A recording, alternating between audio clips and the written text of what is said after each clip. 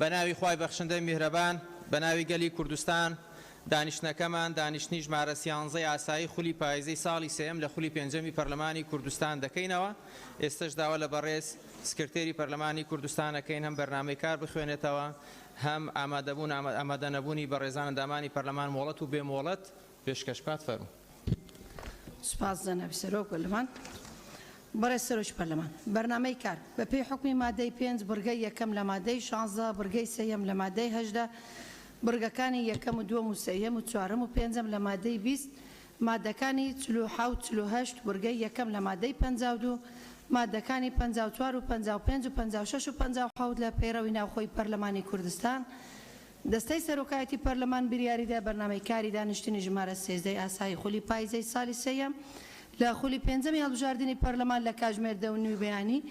ڕۆژی چوارشەممە ڕێکەوتی 22/12/2021 بەم شێوەیە بێت. یەکەم خوێندنەوەی دووەم بۆ ئەم پرۆژە یاساینەی خوارەوە بە پێی حکمی مادەکان 87 لە پەیڕەوی ناوخۆی پەرلەمانی کوردستان. یەک پرۆژە یاسای چەک لە هەرێمی کوردستان. دوو پرۆژە یاسای هەمواری یەکەمی یاسای ژمارە 6 ساڵی 2021 یاسای وەزارەتی کارەبار لە هەرێمی کوردستان. دووەم خستنەڕوو بە دوواداچوونی راپۆرتی لیژنەی شارەوانی و گواستنەوە و گەیاندن و گەشت و گوزار سەبارەت بە هۆکاری لافاوەکەی شاری هەولێر و ڕێگە چارەسەریەکان بۆ دووبارە نەبوونەوە ئەم دیاردەیە. پوختەی دانیشتنی ژمارە 12 ئاسایی بە پێی حکمی بڕگەی دووەمی مادەی 252 لە پەیڕەوی ناوخۆی پەرلەمانی کوردستان پوختەی دانیشتنی ژمارە 12 ئاسایی خولی پاییزەی ساڵی سێیەم لە خولی پێنجەمی هەڵبژاردننی پەرلەمان لە کاتژمێر 11 پێشنۆڕۆ ڕۆژی سێشەممە ڕێکەوتی 21/12/2021 بەم شێوەیە خوارەوە بوو. یەکەم دەستپێکردنی دانیشتن لەلایەن بەڕێز سەرۆکی پەرلەمان. دووەم خوێندنەوەی بەرنامەی کار و پوختەی دانیشتن و ناوی ئەندامانی ئامادەنەبوو بە مۆڵەت و بێمۆڵەت لەلایەن بەڕێز سکرتێری پەرلەمان. سەیەم دەستپێکردنی بڕگەکانی بەرنامەی کار لەلایەن بەڕێز سەرۆکی پەرلەمان گۆڕینەوەی ڕێزبەندی بڕگەکانی بەرنامەی کار بەم شێوەیە خوارەوە. دەنگدان لەسەر هەردوو پرۆژە یاسای هەمواری یاسای وەزارەتی دارایی و ئابووری لە هەرێمی کوردستان پرۆژە یاسای سەرپەرشتیکردنی پرۆژەکانی کوشتتوکاڵ لە هەرێمی کوردستان. خوێندنەوەی یەکەم بۆ هەردوو پرۆژە یاسای پەروەردە و فێرکردن لە هەرێمی کوردستان پرۆژە یاسای هەمواری یەکەمی یاسای ژمارە 6 ساڵی 2021 یاسای وەزارەتی کارەبا لە هەرێمی کوردستان.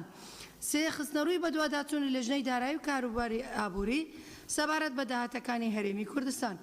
چوارەم خوێندنەوەی دووەم بۆ پێشنیازە یاسای پاراستنی ئەرشیڤ لە هەرێمی کوردستان. پێنجەم دواخستنی خوێندنەوەی دووەم بۆ پرۆژە یاسای چەک لە هەرێمی کوردستان کۆتایی هاتنی دانیشتن لەلایەن بەڕێز سەرۆکی پەرلەمان. لیستی ئامادەنەبوو ئەندامانی دانیشتنی ژمارە 12 ئاسایی 21/12/2021 هەمویان مۆڵەتیان پێدراوە. یەک شنۆ عەشقی عەبدوڵڵا، دوو جەمال حوێز مستەفا، سێ شیرین یونس عەبدوڵڵا، چوار شاخەوان ڕەوف مستەفا، پێنج گولیزار ڕەشید سەندی، شەش زکری ئەحمەد ئیسماعیل، حەوت ڕێبوار عەبدوڕەحیم عەبدوڵڵا، هەشت شێرکۆ جەودەت مستەفا، کازم فاروق نامی بە بریامەری ژمارە 2 ساڵی 2021 ئامادەنەبوو. زۆر سپاس. بەڵێ بەڕێزان ئێستا دەست بە جێبەجێکردنی بڕگەکانی بەرنامەی کارەکەین. بەڕێزان وەکو ئاگادارن بابەتی راپۆرتی لیژنەی شارەوانی و گواستنەوە و گەیاندن و گەشت و گوزار سەبارەت بە هۆکارەکانی لافاو ئەوەی شاری هەولێر و ڕێگە چارەسەریەکان لە بەرگەی دووەمە بۆی بەپێی بەرگەی یەکەمی مادەی 48 داوا لە ئێوەی بەڕێزەکەم بکرێتە خاڵی یەکەم. چەند کەس لەگەڵەوەی بکرێتە بەرگەی یەکەمی دانیشتنەکەمان؟ بە کۆی دەنگ تەواو. داوا لە سەرۆکایەتی لیژنەی شارەوانیەکەین بفەرمون بێنە ئێرە بۆ پێشکەشکردنی راپۆرتەکەیان. باوان بێن. بەڕێزان ئەم دانیشتنە درێژکراوی دانیشتنی دوێنەیە بۆیە ئەو خاڵی پەیڕەویانەی کە دوێنێ باس کراون و هەموو بەڕێزان گفتوگویان لەسەر کردووە تکاتان لە یەکەین بۆی ئەو بابەتانە دووبارە نەکرێتەوە بە جێبەجێکردنی خاڵەکەمان بکەین. بە ئەم راپۆرتە پێشکەش بکرێت دوای وەرتانەگرین لەسەر هەر بابەتێک کە خاڵی پەیڕەوی بفەرمون کاک. ناوتانە نووسین دواتر بەڕێزان با راپۆرتەکە پێشکەشکە. فەرمون کاک لوقمان.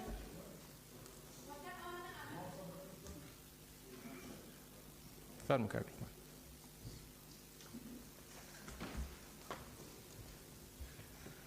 دەست پێ بکەن بەڵێ فەرمون.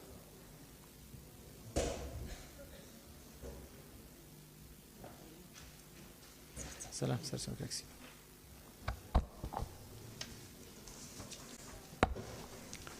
بەناوی خۆی گەورە و میهرەبان بەڕێز سەرۆکایەتی پەرلەمانی کوردستان بەڕێزان ئەندامانی پەرلەمانی کوردستان بابەت خستنە ڕووی هۆکار و چارەسەری ڕووداوی لافاو سەبارەت بە سەرهەڵدانی کارەساتی لافا و زەرەرمەندبوونی ژمارەیەکی زۆر لە هاوڵاتیان و وێڕای دەربڕینی هاوخەمی و نیگەرانی و خەمناچی خۆمان بۆ گیان لە دەستدانی هاوڵاتیانی مەدەنی و زەرەرمەندبوونیان لە ڕووی مادی و معنەوی بەهۆی کارەساتی لافاوە. ئێمە لە لیژنەی پەیوەندیدار لەسەر ڕاستپاردەی دەستەی سەرۆکایەتی پەرلەمانی کوردستان سەبارەت بە هۆکارەکانی سەرهەڵدان و پێشکەشکردنی ڕاستپاردەی پێویست بۆ چارەسەرکردنی گرفتی سەرهەڵدانی لافاو لە شاری هەولێری پایتەخت و سەرجەم شارەکانی کوردستان لێژنەکەمان بە شێوەیەکی مەیدانی بە دواداچوونی پێویستی کردووە سەبارەت بە هۆکارەکان و دەرەنجامەکانی لاپاو بەگشتی و بە تایبەت لافاوی شەوی 16 لەسەر 7/12/2021 کە چەنگەڕەکێکی شاری هەولێری گرتەوە بەداخەوە زیانی گەورە و کارەساتباری لێکەوتەوە و لە خوارەوە دەرەنجامەکانی بۆ بەڕێستان دەخینە ڕوو. تا ئێستا ئاماری زیانەکان بەم شێوەیەن: 1. ئەم کارەساتە بۆ هۆی گیان لە دەستدانی 12 هاوڵاتی مەدەنی بەداخەوە 2 هاوڵاتی تا ئێستا چارەنووسیان بە نادیاری ماوەتەوە. 2509 ماڵ بەر لافاو کەوتون و زیانی زۆریان بەرکەوتووە و بەشی زۆریان تەواوی کەلوپەلی ناوماڵیان لە ناوچووە سەرەڕای ئەوەی ژمارەیەکیان زیان بە بینا و بە بناغەی خانووەکانیان گەیشتووە. 3. 867 ئۆتۆمبیلی هاوڵاتیان بەرئاو کەوتووە و زیانی زۆریان بەرکەوتووە. 4. 153 دوکان و کارگە و شوێنی بازرگانی زیانیان بەرکەوتووە. 5. سەدان سەر ئاژەڵ و مەڕ و ماڵاتی هاوڵاتیان لە ناوچوون. 6. زیان بە هەزاران دۆنم لە زەوی و زاری کشت و کاڵی و دەغڵ و دانی هاوڵاتیان کەوتووە. بە شێوەیەکی گشتی بە پێی هەڵسەنگاندن و بە دواداچوونی لیژنەکەمان قەبارەی زیانی ماڵی هاوڵاتیان بۆ ئەم لافاوە لە نێوان 20 تا 25 میلیارد دینار دەخەمڵێندرێت. هۆکارەکانی دروستبوونی ڕووداوی لافاو: 1. بەپێی بە دواداچوونی لیژنەکەمان سەرەڕای هۆکاری سروشتی کەمتەرخەمی بەشێک لەلایەنە پەیوەندیدارەکان لە دام و دەستگاکانی حکوومەتی خۆجێیی هەیە کە لە ساڵانی ڕابردوودا بەپێی فراوانبوونی شاری هەولێر ڕێکاری پێویست نەگیراوەتە بەر بۆ پاراستنی هاوڵاتیان لە کارەساتی لافاو بە شێوەیەک پشتێنە و کەناڵ و دەریاچەی ئاوی پێویست دروست نەکراوە بۆ چارەسەرکردنی ئاوی باران. 2. بەردەوامبوونی زێدەڕۆیی لەسەر ڕێڕەوەکان لە ڕێڕەوە ئاویەکان و کەندە سروشتیەکان لە کاتی فراوانبوونی شار و دروستکردنی یەکەکانی نیشتەجێبوون و شوێنە بازرگانیەکان. 3. دابەشکردنی بەشێک لە زەوی سەر ڕێڕەوە ئاویەکان کە کراوەتە بە خانووی هاوڵاتیان یان دراوە بە پرۆژەکانی نیشتەجێبوون. 4. بەردەوام فرێدانی پاشماوەی قورس لە پاشماوەی تێکدراوی خانوبەرەی بیناسازی بە شێوەی هەڕەمەچی لە ناو کەندە سروشتیەکان و لێوار و ڕێڕەوەکانیان، ئەمەش بۆتە هۆی بەرتەسبکردنی ڕێڕەوە ئاویەکان. 5. پاکنەکردنەوەی بەشێکی ڕێڕەوەکانی ئاو لەلایەن شارەوانی خۆجێیەکان بەر لە هاتنی وەرزی بارانبارین. 6. دانانی قەنتەرە و پردی بچووک لەسەر ڕێڕەوەکانی ئاو کە بەشی زۆریان بەرگەی هەڵگرتنی بارانی بەخۆڕ ناکەن. 7. چاوپۆشیکردن لە زێدەڕۆیی لەسەر شوێنی ئاوەڕۆ بە دروستکردنی پرۆژە و شوێنی بازرگانی لەسەر ڕێڕەوەی ئاوی باران کە سەرنجام بۆتە مایەی ڕوودانی کارەساتی گەورەی لافاو. 8. دروست نەکردنی کەناڵی گەورەی ئاوەڕۆ گەورەی ئاوەڕۆی دەستکرد لە دەرەوەی شار بۆ چارەسەری ئاوی بارانی بەخۆڕ. 9. نەبوونی چاودێری بەردەوام و بە دواداچوون بۆ پرۆژەکان و لێنەپرسینەوەیان لەلایەنی کەمتەرخەم و زێدەڕۆکاران، هەروەها چاوپۆشیکردن لە گۆڕینی دیزاین و نەخشەی بنەڕەتی گەڕەک و پرۆژەکانی نیشتەجێبوون و شوێنەکانی بازرگانی. 10. گرنگیدان بەلایەنی ڕووکەش و پشتگوێخستنی نەخشەی زانستی بۆ بەهێزکردنی ژێرخان لە گەڕەکە نوێیەکان و پرۆژەکانی نیشتەجێبوون. پێشنیاز و ڕاستپاردەمان بۆ چارەسەری: 1. قەرەبووکردنەوەی دادپەروەرانەی هاوڵاتیانی زیان لێکەوتووی ڕووداوی لافاوی گەڕەکەکانی شاری هەولێر لەلایەن حکوومەتی هەرێمی کوردستان و حکوومەتی فیدراڵی. 2. دروستکردنی لیژنەیەکی هەماهەنگی هەمیشەیی لە نێوان لایەنە پەیوەندیدارەکان کە بودجەی پێویستیان لەبەردەست بێ بۆ ئەنجامدانی ڕێوپێوکردنی فراوان بەسوود وەرگرتن لە سیستەمی GIS دووبارە نەخشەکردنەوەی کەند و ڕێڕەوە ئاوی و خاوێنکردنەوەیان لە زبڵ و پاشماوەی خانوبەرە و دانانی چاودێری بەردەوام بۆ ئەو کەندانە. سێ هەر زێدەڕۆیەک لە ڕێڕەوەکانی ئاو محەڕەماتیان کراوە بە زووترین کات لا ببرێ و ڕێکاری سزای یاسایی بەرامبەر سەرپێچیکاران بگیرێتە بەر. چوار ڕێگەگرتن لە هەر پرۆژەیەک یا زێدەڕۆیەک کە کار بکاتە سەر ڕێڕەوی ئاوی باران و شوێنە سروشتیە پارێزراوەکان بۆ ئەوەی کارەساتی هاوشێوە لە شار و شارۆچکەکانی تری کوردستان ڕوونەدات. پێنج خاوێنکردنەوەی ئاوەڕۆی سەرەکیەکان و لادانی پاشماوەی هاوڵاتیان و کۆمپانیاکان و مێکسەرەکانی کۆنکرێت لە ناو کەند و ڕێڕەوی ئاوەڕۆی باران و سزادانی ئەوانەی پاشماوە فرێدەدەنا ئەو شوێنانە. شەش دروستکردنی ڕێڕەوی نوێی ئاوی دەستکرد بۆ چارەسەری ڕێڕەوی ئاوی باران و هەروەها دروستکردنی دیواری پاڵپشتی کۆنکرێتی لە لێواری ئەو کەندانەی نزمن و نزیکن لە گەڕەکەکان و بەردەوام پاکردنەوەیان. حوت دووبارە پێداچوونەوە بە دیزاینی پرۆژەکانی نیشتەجێبوون و پرۆژەکانی دیکەی بازرگانی و پیشەسازی و کشتتوکاڵی گەورە و گەشت و گوزار لەلایەن لیژنەیەکی شارەزا و لەلایەن لیژنەیەکی شارەزا هەڵسەنگاندنیان بۆ بکرێت و لە ڕووی دیزاین و ئاوڕۆ و پێشنیاز و ڕاستپاردەیان لەسەر ئامادە بکرێت. هەشت ڕەچاوکردنی گۆڕانکاریەکانی بەرزی و نزمی کەش و هەوا کە لە جیهان و ڕۆژهەڵاتی ناوەڕاستدا بووە و خۆ ئامادەکردن و دانانی بودجەی پێویست بۆ هەر ئەگەرێکی نەخوازراوی لەم جۆرە. نۆ پەلە بکرێت لە دروستکردنی چەندین بەنداوی بچووک و گەورە پۆند و چاڵاو بە شێوەی زانستیانەی گونجاو بۆ کەمکردنەوەی مەترسیەکانی لافا و دەوڵەمەندکردنی ئاوی ژێرزەوی. دا پەلەکردن لە دروستکردنی پشتێنەی سەوزایی پێشنیازکراوی هەولێر لە دەرەوەی شەقامی 150 مەتری بە هەمان شێوە بۆ شار و شارۆچکەکانی تریش. 11 تەرخانکردنی شوێنێکی تایبەت بۆ فڕێدانی پاشماوەی قورسی بیناسازی. 12 پێداچوونەوە بە مۆڵەت پێدان و چاودێریکردنی بەردەوام لەسەر کارگەکانی چەولم لە کەندە سروشتیەکانی دەرەوەی شار کە زۆر جار بەهۆی دروستکردنی چاڵی گەورە دەبێتە مای کۆبوونەوەی ئاوی زۆری باران و دوزار تەقینەوەی چاڵی ئاوەکە و کە ڕووداوی کارەساتباری لافاوی لێ دەکەوێتەوە. 13 وەک ئەرچێکی ئاینی و مرۆیی گواستنەوەی ئەو گۆڕستانانەی کەوتونەتە بەر ڕێڕەوی ئاوی باران و کەندی لافاو. 14 بەرزکردنەوەی ئاستی هۆشیاری و گیانی بەرپرسیارەتی هاوڵاتیان و هێزەکانی بەرگری شارستانی و هێزەکانی ناوخۆ بۆ چۆنیەتی ڕوبەڕووبوونەی کارەساتی سروشتی و مرۆیی بۆ پاراستنی سەر و ماڵی هاوڵاتیان. لە کۆتاییدا بە پێویستی دەزانین سوپاسی ڕۆڵی هەموو ئەو کەس و ڕێکخرا و لایەنانە بکەین چ لە دام و دەستگاکانی حکوومەت بێت یا سەرمایەدار و هاوڵاتیانی شار و شارۆچکەکانی کوردستان کە بە گیانی بەرپرسانە هاتنە مەیدان بۆ بەهاناوەچوونی قوربانیانی ئەو کارەساتە و دەستی هاوکاری مرۆیان بۆ زیان لێکەوتوانی لافاوی هەولێری پایتەخت درێژ کرد و داواش دەکەین لێپێچینەوەی یاسایی بکرێت بەرامبەر ئەو کەس و کۆمپانیایانەی بوونەتە هۆکاری دروستبوونی زیانەکانی لاپاوەکانی چەند ڕۆژی ڕابردوو لە هەمان کاتیشدا. لیژنەکەمان وەک لێژنەی تایبەتمەند چاودێری وردی هەموو ئەو بڕیار و ڕاستپاردانە دەکات کە لەلایەن حکوومەتی هەرێمی کوردستانەوە دەرچوون بۆ قەرەبووکردنەوەی دادپەروەرانەی زیان لێکەوتوان و لێپرسینەوە و گرتنەبەری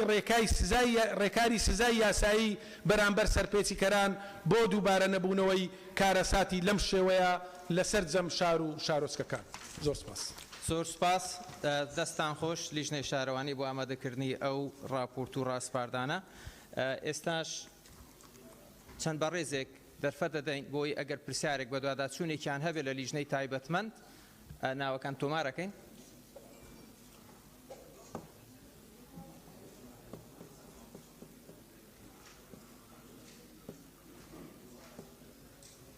باش بە ناوەکان بنووسی سەرچۆ.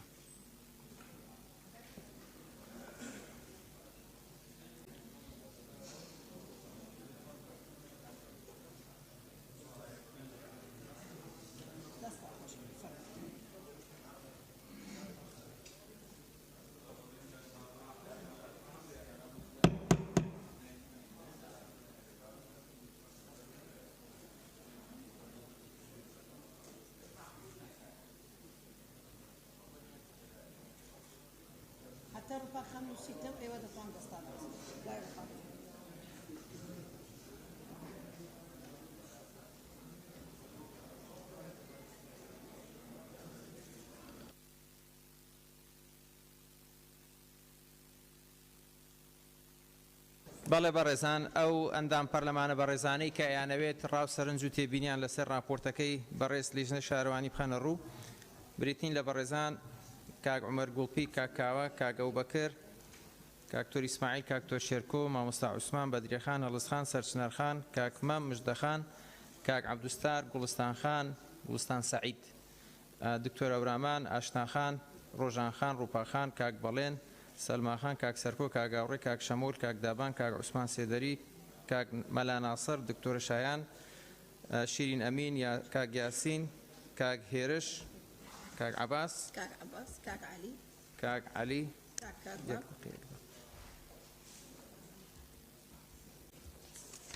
کاک کاروان ڕزگار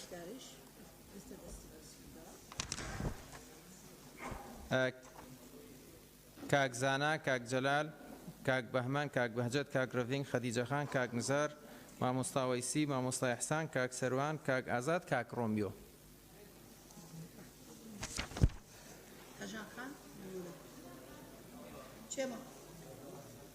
دوزار دکتۆرش تەماشای کرد دەستم وەرسان نەکرد دکتۆرە گەراوێش دکتۆر زێدان مامۆستا جیات سەوسەرخان کوردستان باقی کاکۆ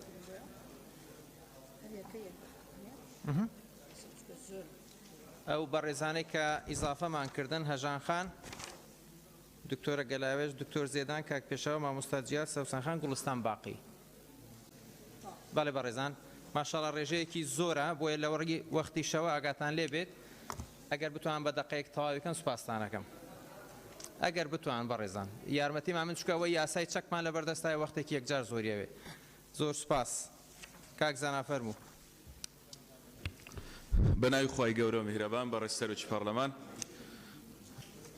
وێ ڕای سەرخۆشیمان بۆ کەسوکاری قوربانیانی لافاوەکەی شاری هەولێر هاوبەشی خەمیانین دەستخۆشی لە لیژنەی شارەوانی بۆ ئامادەکردن و بەدواداچوونی ئەو راپۆرتیان بۆ سەردانی مەیدانیان بۆ شوێنی لافاوەکە ستایشی ڕۆلی جەنابی سەرۆکی حکوومەتی هەرێمی کوردستان و لایەنە پەیوەندیدارەکان دەکەین بۆ بەنەگەوە هاتنی قوربانیانی لافاوەکە و یەکەیەکەی و دەستخۆشی لە یەکەیەکەی ئەو کارمەندانە دەکەین کە ئێستاش لە گەڕانن بە دوای تەرمی ئەو منداڵەت دەمانگە و ئەو هاوڵاتیەی کە تاوەکو ئێستا بەداخەوە تەرمەکەی نەدۆزراوەتەوە. داوا لە بەڕێزان لە لیژنەی شارەوانی دەکەین کە چاودێری وردی بە دوواداچوونەکانی ئەم لیژنەیە بکەن کە لەلایەن جەنابی سەرۆکی حکوومەتی هەرێمی کوردستان پێک هاتووە بۆی هۆکارەکان و ئەو کەسانە دیاری بکرێن کە بەرپرسیار بوون سەرەڕای ئەوەی کە کارەساتەکە کارەساتێکی سروشتی بووە بەڵام لە دەقی راپۆرتەکەدا هاتووە کە دیارە هۆکارگەلێکی تریش هەن جگە لە کارەساتە سروشتیەکە بۆیە چاودێری وردی بە دوواداچوونەکانی ئەم لیژنەیە بکرێ و پشتگیری لە داوای لیژنە دەکەین بۆ قەرەبووکردنەوەی زیان لێکەوتوان لەلایەن حکوومەتی هەرێمی کوردستان و حکوومەتی عێراقی فیدرال و پشتگیری لە داوای پارێزگاری هەولێر دەکەین بۆ ئەوەی حکوومەتی مەرکەز قەرەبووی زیان لێکەوتوانی لافاوەکەی هەولێر بکاتەوە. زۆر سپاس. زۆر سپاس. دەستخۆش یەک دقە بوو کاک بەهمەن. بەڕێز سەرۆکی پەرلەمان سەرەتا دەستخۆشی بۆ لیژنەی پەیوەندیدار بۆ بەدۆداچوون و سەرخۆشی خۆمان ئاراستەی بنەماڵەوە کەسوکاری ئەو قوربانیانەی لافاو دەردەبڕین و داواکارین لە سەرۆکی حکوومەت و کابینەی حکوومەت و حکوومەتی خۆجەی هەولێریش ئەو لیژنەی بەدواداچوونەی کە دروست کراوە بە زووترین کات ئەو بڕیارانە جێبەجێ بکرێەوە ئیجراعات لەگەڵ ئەو خەڵکانە بکرێت کە تەجاوزیان کردوتە سەر ڕێڕەوە ئاویەکان. بەڵام لێرەدا ئەمەوێ شتێک بڵێم کە وەک لە لیژنەی ئاوادانکردنەوە بەرهێنانیش قسەمان لەسەری کرد لە کۆبوونەوەی ڕابردوومانە لە هەندێک جێگەی تریش شار و شارچکەی تریش خەریکن چەمەکان دەدرێ بە پرۆژەی ئاوادانکردنەوە یان پرۆژەی شارەوانی و پرۆژەی توجاری هیواداری نەمە لە ڕێگەی لیژنە ناوبراوەکانەوە ڕێگری لێ بکرێت چکە لە هەندێک جێگە قسە لەسەرەوە کرێکە ئیتر لافاو نەماوە ئەو شتانە یان دەیانەوێ بیکەن بە ئاوەڕێی سندوقی و لەسەر ئاوەڕێی سندوقەکە پرۆژە بکەن بۆیە ئەمە دیسانە و کارەساتی هەولێر دووبارە ئەکاتەوە هیوادارین بە زۆر سوپاس کاک بەمن بەڕێزان تەنها بۆ زانیاری 52 ئەندامی بەڕێز ناوی تۆمار کردو بۆی پابندبوون بە وەختەکە بۆی بتوان هەموو بەڕێزان سوود لە کاتەکە وەربگرن ڕۆژان خان فەرموو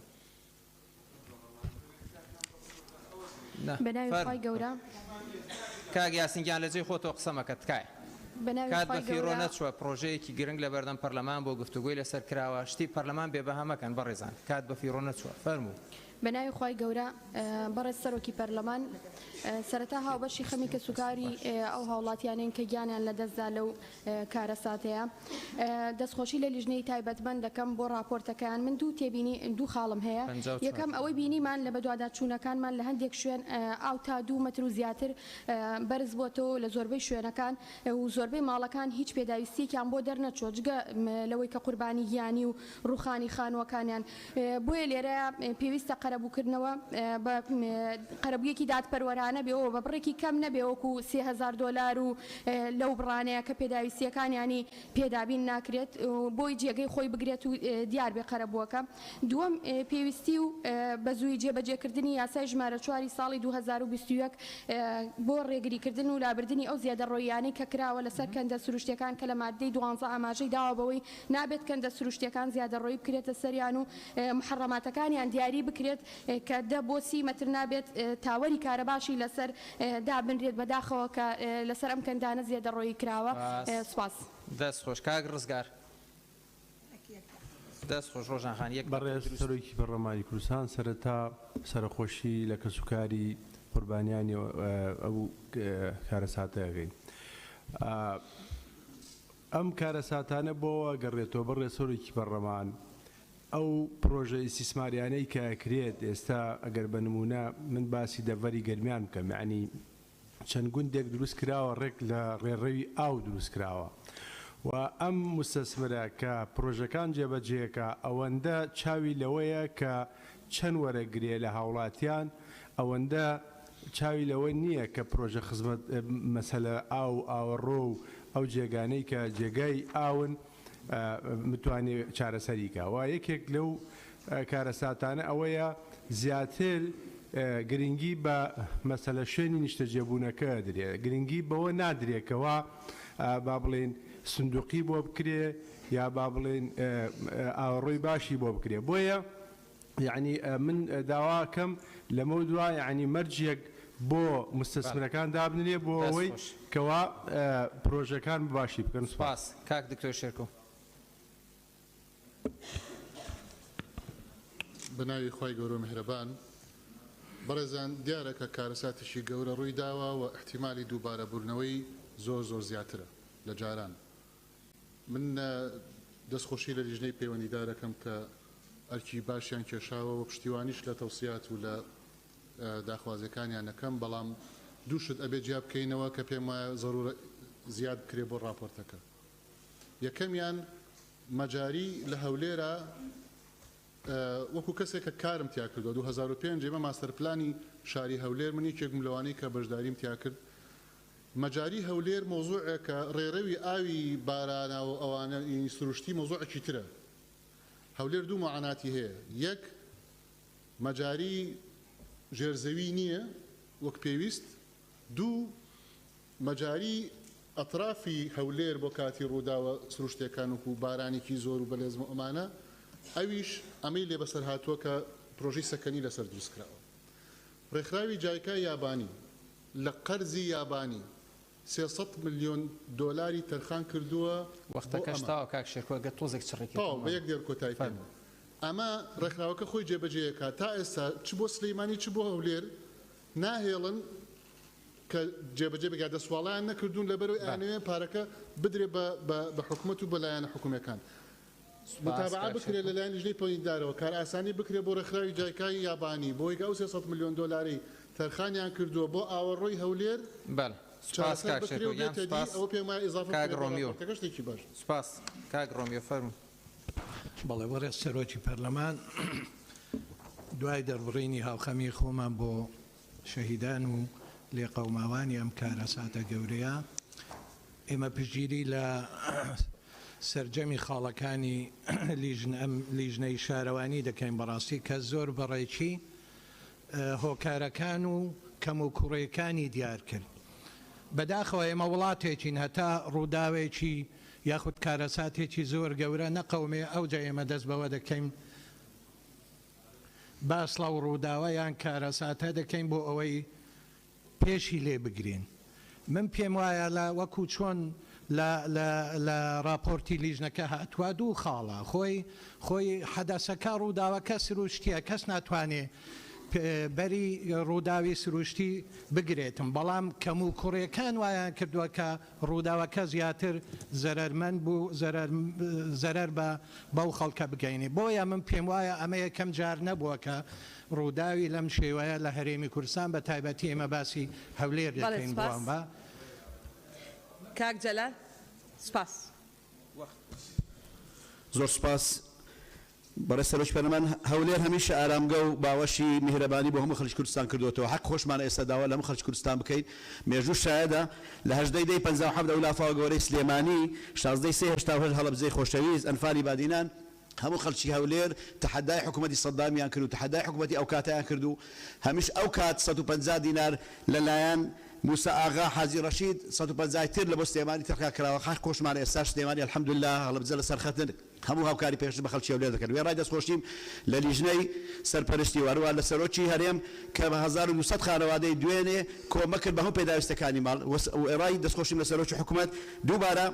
داوا دەکەم ئەو حای سەفیری خۆمان ئێستا لێرە دانیشتووە لەگەڵ خانەوادەکەی لە 88 سەدان عائیلە بۆ گوتم تەحەدای حکوومەت سەدامیان کە سەدان عائیلە کۆمە کرد با ئەو ڕوحی تەبایی و برایەتی بگەڕێتەوە لەناو خۆمان باسی تر یەکتر تاوانبار نەکەین وەکو برا هەموو فراکسیۆنەکان هەموو دەگۆڕانکار خزمەتی خەڵکی خۆمان و خەڵکی کوردستان بکەین چکە ئەو لافاوە سروشتیە شتی ناسروتریش دێتە پێش پێویستە هەمومان وەکو برا تەبابین زۆر سپاس بەڕێز سەرۆکی پەرلەمان وێرای سەرخوشی و هاخەمی بۆ قوربانیەت لافاوە هەولێرێ دەستخۆشی لەژنە تایبەت کەین بۆ بەدوادەچوونە نووسینە راپۆرتاوان هەروسا ڕۆڵی سەرۆک وەزیران و دام و دەستگایت حکوومەتە هەرێمێ بەرز دەرنرخنین و ئەرکی خۆ ڕابووینە و خوکریە خوددان vê karasata sürüştî piştîwaniya xwe bû axiftinê berêz kak Dr. Zana derdbirîn zor spas. بەڵێ سپاس هەژان خان بەڕێز سەرۆکی پەرلەمان وێڕای سەرخۆشی و هاوخەمین بۆ قوربانیان دەستخۆشی لە لیژنەی تایبەتمەندەکەم زێدەڕۆیکردن لە پرۆژەکانی ئاو شوێن نیشتە جێبوون و شوێنە بازرگانیەکان هۆکارێکە بۆ دروستبوونی لافاو لێرەدا ئەبێ حکومەت چاودێری باشتری ئەو ناوچانەکە کە لافاوی تێدا ڕوودەدا و هەروەها قەرەبووکردنەوەی ئەو هاوڵاتیانەی کە زیانیان بەرکەوتووە سپاس. بەڵێ سپاس کاک بەڵێن کاک بەڵێن لێرە نییە کاک دابان فەرموو بەڕێز سەرۆکی پەرلەمان بە ناوی خۆی گەورە سەرەتا پرسە و سەرخۆشی بۆ کەسوکاری قوربانیانی لافاوەکەی هەولێر من ئەم بەیانێک هاتم بۆ پەرلەمان یەک دێڕم بەرچاوکە و کە ساڵی 2014 یەک لە کەناڵەکانی ڕاگەیاندن نووسیوێتی ئەڵێ لافاو لە هەموو شوێنێک ڕووەدا نەک تەنیا لە هەولێر ینی ساڵی 2014 شەم حاڵەتا هەبووە چەند مانگێک پێش ئێستا و ئێستاش وە لە داهاتووە ئەمە ڕووەدا دوو زیاتر لە 10 ساڵە هەرچی تەوزیعاتی زەوی هەیە لەلایەن شارەوانی و ڕایگیراوە ئەوەی کە هەیە پرۆژەکانی ئیسیسمارە پرۆژەکانی نیشتەجێبوونەکە لەسەر ئەو بنەمایە شار فراوان بووە لە ئێستایە چەندین پرۆژە دراوە چەندین مۆڵەت دراوە داوا لە لیژنەی شارەوانی بەڕێزەکەم پشتیوانی راپۆرتەکەیانەکەین بەڵام ئەو خاڵی بۆ ئیزافە بکەن زیاتر لە 150 مۆڵەت دراوە بۆ پرۆژە کە ئەمە پێداچوونەوەی بۆ بکرێ لەسەر بنەمای ئەوەی کە ئایا ئەرزە هەیە یانە و ئەرزانە بەڕێڕەوی لافاوەکەون یان ناکەون و داوای ڕاگرتن و لۆشانەوەی ئەو پرۆژانە بکەن لەسەر بنەمای پێویستی شارەکان ئەم مۆڵەتانە بدرێ زۆر زۆر سپاس. بەڵێ سپاس ڕووپاخان بەناوی خوای گەورە و میهرەبان بەڕێز سەرۆکی پەرلەمان ئێمە ژمارەی یاسایی ئەندامانی پەرلەمان یاداشتماندا بۆ سەرۆکایەتی پەرلەمان کە پێویستە وەزیری شارەوانی ئێستا لێرە بوایە و وەزیری ناوخۆ لێرە بوایە بۆی بەیەکەوە گفتوگۆمان بکردایە وێڕای دەستخۆشیم بۆ لیژنەی شارەوانی کە راپۆرتێکی باشیان ئامادە کرده بوو بەڕاستی لە هەرێمی کوردستان خەڵکی دەوڵەمەند زێدەڕۆیی دەکا بەڵام خەڵکی فەقیر باجەکەی دەدا ئەو بازدانش وای لێ هاتووە کە قەرەبوو مەترسی قەرەبوو نەکردنەوەی هەیە لەلایەن حکوومەت ئێمە چەند ساڵە کە باز دەکەین داوا دەکەین ئەوە بۆ ماوەی 3 ساڵە دەڵێن یاسای بودجە بێتە پەرلەمانی کوردستان بۆ ڕووداوی لە ناکاو لە ناو یاسای بودجە بڕێک بودجە تەرخان دەکرێت بەڵام چونکە یاسای بودجە نیە ئێستا ئەو خەڵکە چارەنووسیان نادیارە چارەنووسی قەرەبووکردنەوەیان نازانن ئایا چەند قەرەبوو دەکرێنەوە چونکە هیچ بڕێک لەلایەن حکوومەتەوە دیاری نەکراوە ئەوەی دیاری کراوە جیهەتی ترە یعنی یاخود دەستگای خێرخوازی و ڕێکخراوی خێرخوازیە و پێویستە لێ بەناوی خوای گەورە یاداشتەکەتانمان ناردووە بۆ ئەنجومەنی وەزیران دوێنێ بەناوی خوای گەورە و میهرەبان بەڕێز سەرۆکی پەرلەمان سەرەتا سەرخۆشی لە کەسوکاری ئەو کارەساتە دڵتەجێنە دەکەین بەڕاستی دەستخۆشی لە لیژنەی شارەوانی و گەشت و گوزار و گواستنەوە گەیاندن دەکەین بۆ ئامادەکردنی ئەو راپۆرتە بەنرخە بەداخەوە لە سەرجەم شار و شارۆچکەکانی کوردستان ڕێڕەوی ئاوە سروشتەکانیان ڕاگرتووە سەرڕای ئەوەی کەوە ئاوی سروشتی جیاوازە لەگەڵ ئاوی مەجاریەکانە بۆیە ئەم کارەساتە کە ڕووی داوە لە کاتی دروستکردنی ئەو پرۆژانە ڕێڕەوی ئەو ئاوانەیان گرتووە نەک هەرتەنها لە هەولێر لە سەرجەم شار و شارۆچکەکانە ئەو دراوە بە کۆمپانیا و شوێنە بازرگانیەکان یان بۆ دروستکردنی پرۆژەی نیشتەجێ بوون ئەمە کارەساتێکی گەورەیە ئەبێ حکوومەتی هەرێمی کوردستان بە دوواداچوونی بۆ بکە ئەوێ لیژنەی بۆ دروستکە لە سەرجەم شار و شارۆچکەکان و هەروەها داواشەکەین کە لە کاتی قەرەبووکردنەوەی ئەو ماڵانە قەرەبووکردنەوەی دادپەروانە بێ بە پێی زیان و جۆری زیانەکانی قەرەبوو بکرێنەوە زۆر سپاس سپاس کاک مەلا ناسر مایکەکەت داخە کاک مەلا بەڕێز سەرۆکی پەرلەمان شیرین ئەمین سەرەتا پێشنیار دەکەم بەداخەوە بۆ ئەو هاوڵاتیانەی کە بەهۆی لافاوەکەوە گیانیان لەدەستدا بە شەهید ئەژمار بکرێن و ئاماژە بە چەند خاڵێک دەکەم کە بە بەڵگەوە لەلا من کە هۆکارن لە سەر دروستبوون یا زیادبوونی ئەو لافاوە و زیانگەیاندن بە هاوڵاتی و تا گەشتۆتە مردنی هاوڵاتیان بەداخەوە یەکێک لەو خاڵانە گەڕێکی ڕۆشنبیری ئەو بەشەی دەکەوێتە نزیک گۆڕستانی کونەگورگ لەگەڵ بەشێک لە گەڕێکی دارەتووی کۆن بەهۆی گرتنی ڕێڕەوی ئاو لەلایەن پرۆژەی نیشتەجێبوونی شاری زەیتون کە شوێنەکەی پێشتر ڕێڕەوی ئاو بووە بۆ دەهۆی گەیاندنی زەرەر و زیانێکی زۆر و مردنی 3 ئافرەت لە یەک ماڵدا دوو لە بەرامبەر گەڕێکی ژیان لە نزیک شەقامی 120 مەتری قوتابخانەی ناحکومی دروست دەکرێت لەسەر ڕێژەی باران ئەم پرۆژەیە بۆتە هۆی زیانگەیاندن بە بەشی پێشەوەی گەڕێکی ژیان لە هەولێر سێ لە قوشتەپا بەشێکی زۆری ڕێڕەویە ئاویەکان پڕ کراوەتەوە و کراون بە پێشەنگای ئۆتۆمبیل چوار گوندی پیرەڕەش کە دەکەوێتە سنووری ناحەی کەس نەزان لەو لافاوە نزیکەی 20 ماڵ زەرەرمەند بوون ئەمەش بەهۆی ئەوەی بەرپرسێکی سەربازی ڕێڕەوی ئاوی ئەو ناوچەی پڕ کردوێتەوە کردوێتی با مەزرعە مەجالم بەس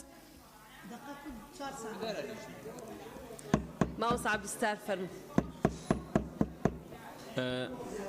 بەناوی خوای بەخشندەی میهرەبان بەڕێز سەرۆکی پەرلەمان وەڵام من دەستخۆشیم هەیە بۆ لیژنەی پەیوەندیدار و راپۆرتێکی تێر و تەسەل و ڕێکپێچیان ئامادە کردووە من پێم وایە ئەگەر حکوومەت خاڵەکانی بە تایبەتی چارەسەرکردنی ئەم راپۆرتە لە بەرچاو بگرێەوە کاری لەسەر بکاوە جێبەجێ بکرێ بەشێکی زۆری ئەو کێشەی دووبارە بوونەوەی ئەگەر بارانی زۆر بێت چارەسەر دەبێت ناڵم هەمووی چونکە لە هەموو دنیا لافاو هەیە و بەڕاستی لە وڵاتی زۆر پێشکەوتوش ینی زەرور زیان زۆر گەورەی داوە بەڵام ئەوەی ئێمە زۆر ڕوونە کە کێشەکانی زۆر گچکەن یعنی بچوومە بەڕاستی ئەو شوێنی حتمما ئەوانش چوون ئەو برادرانە ینی کاکە ئاو ڕێ ناگیرێ لە هەموو وڵاتێک لە هەموو شارێک ینی ئاو باشترین مهندیسە بۆکردنەوەی ڕێڕەوی خۆی ینی ڕەنگە 1000 ساڵ دەبێ مەسەن هەندێک کەند و لەند هەیە ئاوی پێدا هاتووە ڕێڕەوی خۆی دروست کردی ئێستا هاتوین ئەم ڕێڕاوانە گیراوە ئەم دەپرسم باش ئەگەر هاوڵاتێک ئێستا چەند خانووتێک دراوە لەسەروێ کە زێدەڕەوی کراوە هاوڵاتی فەقیری و هەژار گوڵستان خان وڵات ناخ دەزانین سینات خۆی خۆتان پێشەوە لەسەر یەک دەقەی اتفاقتان نا اتفاقمان کردو بە زاین سیا بەڵێ بەڕێزان نا قسە ناکەم بەزانیت یەک شت ئەمن 20 ثانیە سەرۆکی پەرلەمان نا تازە قسە ناکەم بەڕێزان تازە قسە ناکەم ئەگەر دەرفەت بن بەگەر دەرفەت بن بەڕێزان ئەگەر دەرفەت بن لێرە نووسراوە با قسە بکەین مامۆستا قسە دەکەین لێرە لە ناو بەرنامەی کار نووسراوە خستنە ڕووی نەمان نووسیوە خستنە ڕوو گفت و گۆکردن بەڕێزان تکا دەکەم بۆی ئێمە قسەی خۆمان تاواکەین ئەزانی چی بەڕێزان جارێ کە یەکێکمان قساکەین بە ئەوانی ترمان مەجال بدەین لەناو راپۆرتەکە نووسراوە خستنە ڕووی بەڵام لەبەر ئەهەمیەتی بابەتەکە لەبەرەوەی زۆر تازەیە لەبەرەوەی زۆر گرنگە لەبەرەوەی ئەو راپۆرتە ئەبێ دەوڵەمەند بکرێ بە بیرروڕای هەموو لایەک بۆ مەبەستی ئاراستەکردنی بۆ لایانی پەیوەندیدار و بۆ ئەوەی کە لە یارمەتیدەری ئەو لیژنە تەحقیقیە بێ کە حکوومەت دروستی کردووە دەرفەت دەدرێت ئەگەر پەیڕەوەکە وەکو خۆی جێبەجێ ئەەکەین یەک قسەی دووبارەی نابێت یابێ باشە یەک کەلیمە دووبارەی تیا بوو یەکسەر قەتعیەکەم ئەیکەینەوە بە 2 دقە بەس یەک دووبارەی تیا بێ بەڕێزە ئەو مناخان ڕاوەستە بەڕێزە هەموو ئیجتیهاداتە کاک عەلی و 2 دقەیە لە کوێهاتوە گینا خستنە ڕووە بێ بیخوێنێتەوە بەڕێزە کاک عەلی جان ئەسڵەن ئەم شکڵە کە بەڕێزان ئەم شکڵە کە لیژنە خۆی بە دوواداچوونەکە راپۆرت حازرەکە ڕاستپاردە حازرەکە لە ناو پەیڕەوەکە هەر نییە بەڵێ بەڕێزان ئەوە ئەگەر لیژنەیەکی تایبەت بێ قابلە تۆ لە من زیاتر بزانی لە پەیڕەوەکە ئەمە لیژنەیەکی هەمیشەیە بەڕێزان بۆی ڕێکەین لەسەر سیغەیە ئەتانەیە مشکلە ببێ دووسێک کۆبوونەوەی مشکلەمان نەبووە واضح بن واضح ئێستا ئەم مەوزوعێکی گرنگە بابەتێکی گرنگە یەک شتی دووبارەی تیابێ منیش مادەی پەیڕەوی جێبەجێک ناتانەوە 2 دقە بێ بەڕێزان ئەزان چی نابێ ئەو بەشەی پەیڕە و کە حەزلێتی بڵێ جێبەجێ کە ئەو بەشەی کە حەزلێ نیە بڵێ جێبەجێ مەکە پەیڕە وەکو خۆی فەرموون هەڵی دەگرێ پەیڕە وەکو خۆی حرفەن وەنەسەن مادەکە ئەڵێ نابێ ئەندام قسەی ئەندامێکی تر دووبارە بکاتەوە یەک دووبارەی تابێ ناڵم قسە بکەن فەرموو مامۆستا عەبدولستار فەرموو تەواو مامۆستا عەبدولستار فەرموو تەواو بەڵێ بەڕێز سەرۆکی پەرلەماندا من لەوە ڕاوەستام کە دەڵێم ئێمە ئەگەر هاوڵاتیەکی فەقیری هەژاری بێدەسەڵات زێدەڕۆیی بکە زۆر خانوو تێک دراوە تەبان ئێستا ئەوەی کە دەستڕۆیشتۆ و بەدەسەڵاتە مەسەن زێدەڕۆیی کردو لەسەر ڕێڕەوی ئاو یعنی ئایا ئێمە هەڵوێستی حکوومەت دەسەڵات بەڕاستی بەرامبەر بەم زێدەڕۆیی چییە یعنی زۆر وازە هەمویان چوونە سوێی ئەم بۆ خۆم چمە ئەو شوێنێتە بەن دەڵێن کاکە 2 سعات شۆفەڵ هاتبایە 2 شۆفەڵ ئەم کارەساتە گەورەی بەم شێوە ڕووی نادا دەنامیش قەناعەتم وایە بڵێ جاری وهەیە ئەمیش حکوومەت ڕەنگە لافای وابێ بەکەس سارەسەر نەکرێت بۆیە بە حەقەت ئێمە ئەم پێم وایە جێبەجێکردنی ناوەڕۆکی ئەمە بە حکوومەت ئیزبار بکرێ زۆر چێشە سارەسەر دەکات نەکەمووی ئەوە تەنها تەوزیحەکەش بۆ بدەم سەرۆش بەلام وەک تێبین یەک کاتێک بە یەکی دەڵێ قسە بکە یەک تێبین ئەگەر ئیجازە بفەرمووی ئەوی دیکە با تەواو بێ کاکە ئێستا من قسەم 30 ثانیە قسەم نەکردووە چون خۆم ناتوانم ئەو دەنگ بکەم ئەمش قسە بکەم ئەو بابێ دەنگ بێ کەی تەواو ئەو کاتی بۆ حساب بکە چون 30 ثانیە قسەم نەکرد ئەو بۆ هەمووانە ئەرێ بۆ هەمووانە سەرچنار خان فەرموو سەرچنار بەڕێز سەرۆکی پەرلەمان دەستخۆشیم هەیە بۆ لیژنەی شارەوانی بەڕاستی ماندوو بوون بەم راپۆرتەوە ئەمەوێ ئەوە بڵێم ئێمە 32 پەرلەمانتار یادەشتمانیا کە وەزیری شارەوانی سەرۆکی دەستەی وەبەرهێنان لەگەڵ وەزیری ناوخوا بهاتنایە مادەم ئەم بابەتی راپۆرتە خراە بەرنامەی کار با وەزیرەکانیش بهاتنایە بۆی ئێمە کەمترین شت پرسیارمان لێ بکردنە هەنگاوەکانی حکوومەت تا ئێستا چەند ڕۆژێکی بەسەراچۆ لەسەر ئەو بابەتە چیان کردووە مەسەلەن حکوومەت چی هەنگاوێکی ناو چەندێ پارەی تەرخان کردووە بۆ زیان لێکەوتوانی ئەم بابەتە چونکە هەنێ بابەت هەیە بۆ نمونە زیانی گیانی ئەگەڕێتەوە خۆ زیانی مادی ئەگە بتوانین قەرەبوو بکەیتەوە زیانی گیانی ناتوانانی هەر دوێنێ شەو ئیعلان کرا کە قوشتەپە و ئەو مەنتیقانەی دارەت و چۆڵ بکرێن دیسان لەوە ئەچێ لافاوەیەکتر بێتەوە ینی ئەمە بەردەوام هەنگاوەکانە بێ خێرا بن ناکرێمە بکرێ بەڕاستپاردە و بە بڕیار و حکومەت هەر کات تااقەتی هەبوو هەر کات بیری لێکردەوە جێبەجێ بکە بەڕاستی خاڵێکی تر خەڵک گلەی هەبوو ئێمە ڤیددیوەکانمان بینیەوە تۆتی حکوومەت هەر نەهاتۆ بەدەم ئەوەی کە ڕۆشتۆ بەدەمیانەوە ڕێکخراوە خێرخوازیەکان بوون حتا تا ئەم شەویش زۆپیان نەبوو بەکاری بێنن خۆیان لەو سەرمایە ئەوە بکەنەوە نەک ئەوەی کە بە دوواداچوونێکی ئەوەی کە کراوە تەنها تا ئێستا ڕێکخراوەکان ڕۆڵی سەرەکیان هەبووە لەوەی بەدەمەوەچوونی ئەو زیان لێکەوتوانە خاڵێکی تر حکوومەت ئەو بابەتی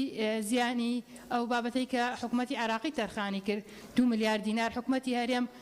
ڕەفزی کردەوە خۆی چەند ملیاری تەرخان کردو بۆی کە ئەمە ڕەفسکات ڕاستەوەکو کەمی کەمە بەڵام خۆ ئەکرا وەکو حاڵەتێکی فەوری بدرایە بەو زیان لێکەوتوانە و سوودیان لێبینایە و سوپاس کاکمە بەڕێستەرۆکی پەرلەمان سایشتی راپۆرتەکەی لیژنەی پەیوەندیدارەکەم ئەمەوێ بە خێرایی بۆ ئیزافە بخەمە سەری ئەوەی ئەگەر بودجە بەهاتایە کە ئەمە 2022 ئێمە بودجەمان نابێت ئەگەر بودجە بەهاتایە تاریمی کوردستان مەبەستم لە ڕێوشوێنەکانی حکوومەتەمە کارەساتی سروشتیە و لە دەسەڵاتی زۆر کەسمانان نیە ینی بەڵام ئەگەر بودجە بەهاتایە توانرا بڕێک لەو پارەی کە تەرخان کراوە لە بودجە بۆ حاڵەتی ناکا و کارەسات سروشتەکان چارەسەری بەپەلێ بۆ بدۆزرایەتەوە جەختەکەمەوە لەو قسەی سەرچنارخان کە ئاماژەی پێکرد و 2 ملیارە فعلەن کەمە لە بە عێراق تەرخان کراوە بەڵام حکوومەتی هەرێم بڕی چەندی تەرخان کردووە ئەو داتایانەمان بۆ ڕوونکەنەوە چەند تەرخان کراوە ئەزانین سەرۆکی هەرێم و سەرمایەدارێک 1 ملیارێکیان تەرخان کردووە بەڵام ئەوە سەرمایەدارێکی تریش بڕێکی تەرخان کردووە و لە شار و شارۆچکەکانیش ئەوە دڵجێ دڵخۆشکەرەیە لە سلێمانی لە هەڵەبجە لە شوێنەکانی تریش کۆمەک کراوە بوو ئەمە کە جێ پێزانینەوە لەسەرم پرسە داواکاری گشتی دەبێ ئیجرات کرێ پەرەگرافی کۆتایی راپۆرتەکە زۆر پشتیوانی لە یەکەمەوە کە جەختەکاتەوە لێ پێچینەوەی یاسایی بکرێ و کۆمپانیانە ئەو کەسانی کە بوونەتە هۆکار بۆ ئەوەی شارێکی وەکو پایتەخت بەرگەی بارانێکی بەخۆر نەگرێت پێویستەکە ئیجراعاتی زۆر توندیان لەسەر بکەوە پەرلەمان لە متابعەی ئەم کەیسەیە بێت سەرکەوتوو بنووسپاس سپاس کاکمەم بناوی خوده برس سروکی پارلمان دستخوشی لجنه پەیوەندیدار کەم ڕاستی خاڵێن باشن دەینان ئەو ڕاستپاردەیان دەینان بۆ حکوومەتێ ڕاستی تشتێکی گەلێکی باشە پشتگیریە لێتکەین بەلێ بۆ هەندێ ئەم تووشی وان کارەساتانە بین هەر جارێکێ دیارە لەهەیەکە یا سروشتی بووە بەلێ گەل وێرێژی کەمە کوڕیە دیترێ هەبوون بۆ هەندێ احتیمالە شارەندیترێژی ئەم کوردستانی ئەف یەکە ڕووی بدەن ئەگەر ئەس بەحسا دوویکە بکەم هشکەڕۆ ئەە ساڵانە هشکەڕۆ هەر ساڵ هەندە کارەساتێن هوسا چێت بن ئەگەر وێجارەژی لەهەیەکە وەسە ڕابێتن هشکەڕۆ المالتای السیمێلێ احتیمال هەیە نفس وان کارەساتاژی پیدا بمش بەندێ گەڕێکی حکومەت هەرێما کوردستانی بەری حادیسەت چێ ببن پێڕابوونیان خوا پێڕابێتن یانژی سەرفیاتەکە بکەتن بۆ وێرێ ئەو جه بێنە چێکردن ئەوە ڕۆ بێنە چێکردن دەستخۆشیە حکومەت هەرێما کوردستانت کەن و ڕاستی ئەرکە خوا ڕابووە بەلێدی ساژی بۆ وان زێدە گاڤیا دەستخۆشی لێتکەین ئەگەر ئیجراعاتە وەربگرن گەلێک سپاس کاک نزار قسە ناکەی کاگۆسی بەناوی خوای گەورە و میهرەبان بەڕێز سەرۆکی پەرلەمان وەرە دەستخۆشیمان بۆ راپۆرتەکەی لیژنەی شارەوانی کە راپۆرتێکی تێری تەسەر بوو بەهۆی لافاوەکەی ڕۆژی هەینی ڕابردوو بە بڕی زیاتر لە 20 ملیار دینار زەرەر و زیان بە خەڵکی ناوچەکە کەوتووە بەداخەوە لەلایەن حکوومەتی فیدرال بڕیار دراوە بڕی 2 ملیار دینار بۆ زیان لێکەوتوان ڕەوانە بکات کە ئەمەش مای سەرنج و تێرامانە لە ئاست گەورەی کارەساتەکە و زیانەکانی دانیە بۆیە داوا لە سەرۆکاتی پەرلەمانی کوردستان دەکەم چ لە ڕێگای شاندی ڕسمی یان لە ڕێگا دیبلۆماسیەکانی خۆیدا فشار دروست بکات لەسەر حکوومەتی فیدرال بە مەستی چاوخشانەوە بە بڕیارەکەی چونکە ئەمە خێر نییە بە خەڵکی کوردستان دەکات چونکە ماگانە بە ناوی خەرجی سیادی لە بودجەی هەرێم بڕێکی زۆر دەبن ئێستاش کاتی ئەوەی ئەوانیش هاوکار و هەماهەنگی حکوومەتی هەرێم بن و لە هەمان کاتیشداوە پێویستە زانم لێرە پشتیوانی لە ڕاگەیاندراوە ناڕازیەکەی پارێزگای هەولێر بکەین سەبارەت بەم بابەتەیە و زۆر سپاس. باس کاک سەروان بە ناوی خودای گەورە و میهرەبان بەڕێز سەرۆکی پەرلەمان من دەستخۆشی لە لێژنەی شارەوانی دەکەم بۆ راپۆرتە جوانەکەیان بەڕاستی راپۆرتێکی باش بوو دەستخۆشیش لە سەرۆکی هەرێم و سەرۆکی حکوومەت دەکەم دەستخۆشی لە هەموو ئەوانە دەکەم کە بەهانای لێ قەوماوانەوە چوون و سەرخۆشیش لە بنەماڵی کە سوکاری قوربانیان دەکەم ئەمە دوو پرسیارم هەیە بەڕاستی ئەویش ئەوەیە بۆ هەموو جار هەموو ساڵ لەو شوێنانە لافاو ڕوودەدات یعنی شوێن هەیە دڵنیام لەوەی کە 1 سانتیمیش ئاو گڵ نادرێتەوە بەڵام لەوێ بە 2 مەتر و 3 مەتر یعنی بۆچی هەموو ساڵ دووبارە بوونەوەکان ئەوێنە ئەوە هۆکار کەم تەرخەمی لایانی پەیوەندیدارە بەڕاستی هاوڕای هەموو ئەوانم کە داوای ئەوەیان کردبوو کە دەبایە وەزیری شارەوانی وانەش لێرە بوونایە بەڕاستی چونکە پەیوەستە بە ئەوان سا من وەزیر بم بە گۆڕی هەموو شەیدان هەموو ڕۆژ لێرە دەبم هەموو ڕۆژ لێرە دەبم ئەوەی تریش باوەزیر بێن بۆ قەزدم ئەوە نییە وەزیر بشکێنم بۆ خاتری خۆ منیش وەزیرەکانم خۆش دەوێت کە سوکاری ئێمە برای ئێمەن بەڵام کە پۆستی وەزارەتم وەرگرت بۆ لە ڕای خەڵک بترسێ ئەگەر شتێک لە پشتەوەی من نەبێت قەزدم ئەوەیە بۆ شکانی هیچ وەزیرێک نییە ئەوەی تریش هاوڕای برای بەڕێزم کاک جەلال پەرێشانم بۆ بەهانەوە چوونی گشتی هاوڕای برای بەڕێزیشم کاکزانم بۆ ئەوانەی تر ئەو دەرشتانەی کە ئەو باسی کرد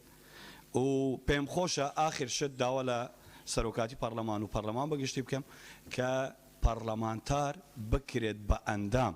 لە هەموو هەم لە لێژنەی بەدواداچوونی حکوومەت هەمیش لە لێژنەی قەرە بوو چونکە بۆ ئەوەی ئاگداری هەموو شتەکان بین و زۆر سپاس بەڵێ زۆر سپاس کاک مەلای حسان بسم الله الرحمن الرحیم بەرێز سەرۆکە پەرلەمانی دەست خۆش بۆ لجنە پەیوەندیدار براستی هندی افلافاوانه ان بشنی فیضانات و سیول نه بس الهرم کردستان بلکه اوروپا امریکا حتی بری 2 سال السعوديه الدوله تركيا همي ولاته که اف فیضانات نریدانه و اگر ام بیجین همی سیچید حکومتنا اگر ام کنکریت نبدانین اگر ام چینه چند ام بزانین ام نشین الوان فیضانات در باز بین اف فیضانات سنتك إلهية في كوني دا خدای تعالى بيجتما ولنبلونكم بشيء من الخوف والجوع ونقص من الأموال والأنفس والثمرات وبشر الصابرين أبا مهمة بالظانين امتحانات يجبوا ما فيتن أبرك هرتا ككسك كرد شبيتن مسؤولياتاوي قلتنا بيغمبري خدای صلى الله عليه وسلم بيشاوي ما بيت كلكم راعين وكلكم مسؤول عن رعيته پارلمانتار بی وزیر بی سروک حکومت بی سروک هرم بی کسانی که عادی بی دولتمدارک بی کسانی که هجار بی بلنگاز دی ولاتی د امهمی برپرسین برسالتی خو کرم کرد ام جار یک بری هر کسی که ام وقت پارلمانتار خود تصریح بکین بس الشاشت ببینه بطل الشاشی و مزایده سری کدو بکین اف مزایده کنه هنی گلک خالته رجات کم دست بدین نف دست کدو جو بابا کنه کردستان خود بله کاک عباس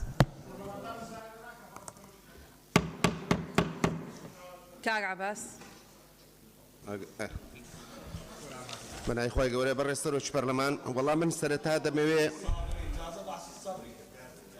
من لەسەرەتا دەمەوێت بە زۆر دەستخۆشی لە لیژنەی شارەوانی بکەم کە بەڕاستی راپۆرتەکەیان پێم وایە ئەگەر قسە هەر ناگریانی ینی زۆر تێروتەسەل ئەگەر بتوانین ئەم راپۆرت و ڕاستپاردە و ڕێنمایانە حکوومەتی هەرێمی کوردستان جێبەجێ بکە بەڵام نەک دەبێت جێبەجێ بکە ئەم لیژنەیە ئەرچانەوەی یەک بڕگەی تێدا زیادکەن کە بەڕاستی ماوە دیاری بکەن چکە مەسەلەی جستان و بارانبارین پەیوەندی بەکاتەوەیە هاولێر ئەمە یەکەم جار نیە ینی ئێمە ئەوە چەندەمین جارە دووبارە دەبێتەوە دکتۆر شەرکۆ باسی بەشێک کرد کە ئەشکالێک لە زێرابی ناوشارەیە بەشەکەی تر دەرەوەیە و بەشێکیان دەبێت لە ماوەیەکی نزیک پێویست ناکە لێرە سوپاسی سەرۆکی حکوومەتیان کەسێ بکەن ئەمانە ئەرچی خۆیانە جێبەجێ بکەن پێم وایە کەم تەرخەمیان کردووە پێویستە لە ساڵانی ڕابردوو کە لافاو لە هەر شارێک مەبەستن بەس هەولێر نییە لە هەر شارێک کوردستان دروستە بێ چارەسەرێکی خێرای بۆ بدینەوە دووبارە نەبێتەوە بەڵام وای لێ هاتووێستا هەر بارانێک کە بێتە پێشەوە ئەو گەڕەکانە لە خۆیانە ترسن کە ئەم بابەتە دووبارە بێتەوە بۆیە من لێرانە داوا لە لیژنەی تایبەتمەند دەکەم هەم ماوە دیاری بکەن هەم بە دوواداچوون بکەن هەم وەڵامەکەشی بۆ پەرلەمانی کوردستان بگەڕێنەوە کە ئایا توانراوە ئەم ڕاستپاردانە هۆکاری دروستبوونەکەی بەشێکی کە پێم وایە کاتێ و دەتواندرێ زێدە ڕۆی کراوە لە کەندێک پڕکراوەتەوە ئەمانە کاری حکوومەتە جێبەجێ بکە وەسپاسی ئەم بەڕێزانە دەکەین کە لە هەر شارێکی کوردستان لە هەرێمی کوردستان کە شخصیان هاوکاری ئەم بابەتەیان کردووە ئەمە ئەرکە لەسەر هەموو هاوڵاتێکی هەرێمی کوردستان هەر ڕووداوێکی لە ناکاو و نەخوازرا و کە زیان دەبەخشێکە بەداخەوە ئەم لاپاوە 12 هاوڵاتی وڵاتەکەمان کە من بەڕاستی پشتیوانی ئەوە دەکەم ئەمانە بکرێن بە شەید لە وڵاتی ئێمە بە ناوێک لە ناو نیشانەکان بەبەر ئەم لاپاوەکەوت لەبەرەوە هاوکاری هەموو لایەکمانی دێوە بە تایبەت کاک شەمۆڵ سپاس کاک عەباس بەڕێز سەرۆکی پەرلەمان سەرەتا دەستخۆشی لە لیژنەی پەیوەندیدا دەکەم و پێویستی دەزانین حکوومەت هەرێمی کوردستان پەلە بکات لە قەرەبووکردنەوەی تەواوی ئەو ماڵانەی کە ژێر ئاو کەوتون و سزادانی لایەنی کەم تەرخەم وەلابرنێ و پرۆژانەی کە بوونەتە هۆی لادانی ڕێڕێوە جگە لەمانەش بەڕێز سەرۆکی پەرلەمان تاکو ئێستا قەرەبووی زیان لە کەوتوانی لافاوەکەی ڕابردوو نەکراونەتەوە بە تایبەتی لە سنووری قەزای کۆیە بە نمونە ناحیەی تەقتەق بێنینەوە نزیکەی 120 ماڵبەر لافاو کەوتن و زیانی زۆریان بەرکەوە نزیکەی 100 ماڵی 100 پرۆژەی کوشت و کاڵیش لە ناحیەی سێگرکان و تەقتەق بەر لافاو کەوتن و لەسەر ڕۆژی ڕابردوش لە ناحیەی سکتانیش چەند ماڵک بەر لافاو کەوتنەوە پێویستەوانش قەرەبوو بکرێنەوە و دەستان خۆش بێ. بەڵێ سپاس دکتۆر هەورامان.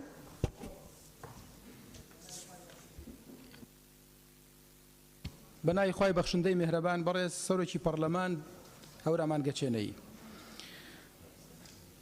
بەڕاستی ئەوەی کە لە راپۆرتەکە بینیمان دیار بوو ئەم ئەساتە گەورەیە وێڕای ئەوەی کە ئەمە تەقدیری ڕەب العالەمینە بەڵام هۆکار و سەبەبی ئینسانەکان بوونەتە هۆکار دە سەبەبیان دیاری کردووە لە لیژنەکە لە سەبەبەکان کە بوونەتە هۆی ئەم ئەساتە گەورەیە قسە زۆرە بکەین بەڵام لەبەر کاتەکەمان کەمە بەڕاستی بە تەرکیز لەسەر شتێ بکەم کە خۆم ئەمەوێ بێڵێم من ئەوە ئاڵێم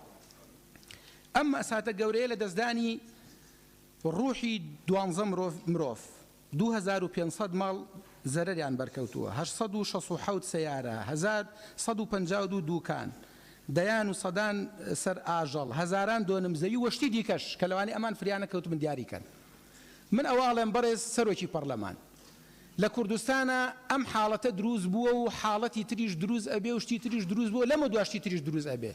بەس من پرسیارەکەم لە ڕێی جەنابتەوە پرسیارێک لە حکوومەتی هەرێمی کوردستانەکەم تاکەی حکوومەتی هەرێمی کوردستانە ئێتە پای ئەوەی کە سزای خەڵکی نابەرپرس بدات تاکەی بۆ نەمان بینی تاکو ئێستا یەک نەفەر سزا بدرێت تا ببێتە عیبرەت من بە کورتی قسەیەکەکەم کە جەناب زۆر تەرکیزت کردەوە کە قسە دووبارە نەکەینەوە من قسەیەکەکەم دووبارە نییە ئەڵێم داوا لە حکوومەتی هەرێمی کوردستانەکەم تەنها یەک ساڵ ئەم ئاەتەی قورئان جێبەجێ بکە ناڵێم هیچ تاوانێک نامێنێ بەڵام نیسبەتەکەی زۆر دائەبەزێت والسارق والسارقة فاقطعوا أيديهما جزاء بما كسبا نكالا من الله أما قصي رب العالمين أو كسيك دزيئك أخوة فرمي أقر دزيئك لسر إثبات بو دسيان ببرن والله دسي دودز ببردري نسبتي تاوان قندلي بفيرودان وأما أساتان زور كما بيتوا سپاس ماوسا كاك يارش فرمو ليرانيا بەڕێز سەرۆکی پەرلەمان وێڕای پرسە و هاوخەمین بۆ قوربانیانی کارەساتی لافاوەکەی شاری هەولێر و کە زیانێکی زۆری گیانی و ماڵی لێکەوتەوە دەستخۆشی و پشتیوانیم بۆ لیژنەی شارەوانی هەیە کە ئەم راپۆرتێکی تێر و تەسەلیان ئامادە کردەوە و داواکارم حکوومەتی هەرێم قەرەبووی زیان لێکەوتوان بکاتەوە کە لە ئاست ئەم زیانە گەورەی هاوڵاتیانی هەولێری پایتەخت بێت و ڕێگە چارەی بەپەلە بگرێتە بەر بۆ دووبارە نەبوونەوەی کارەساتی لەم جۆرە لە هەولێر و سەرجەم ناوچەکانی تر لە هەمان کاتدا داواکارم کە قەرەبووی زیان لێکەوتوانی لافاوەکەی ساڵی 2018 بکرێتەوە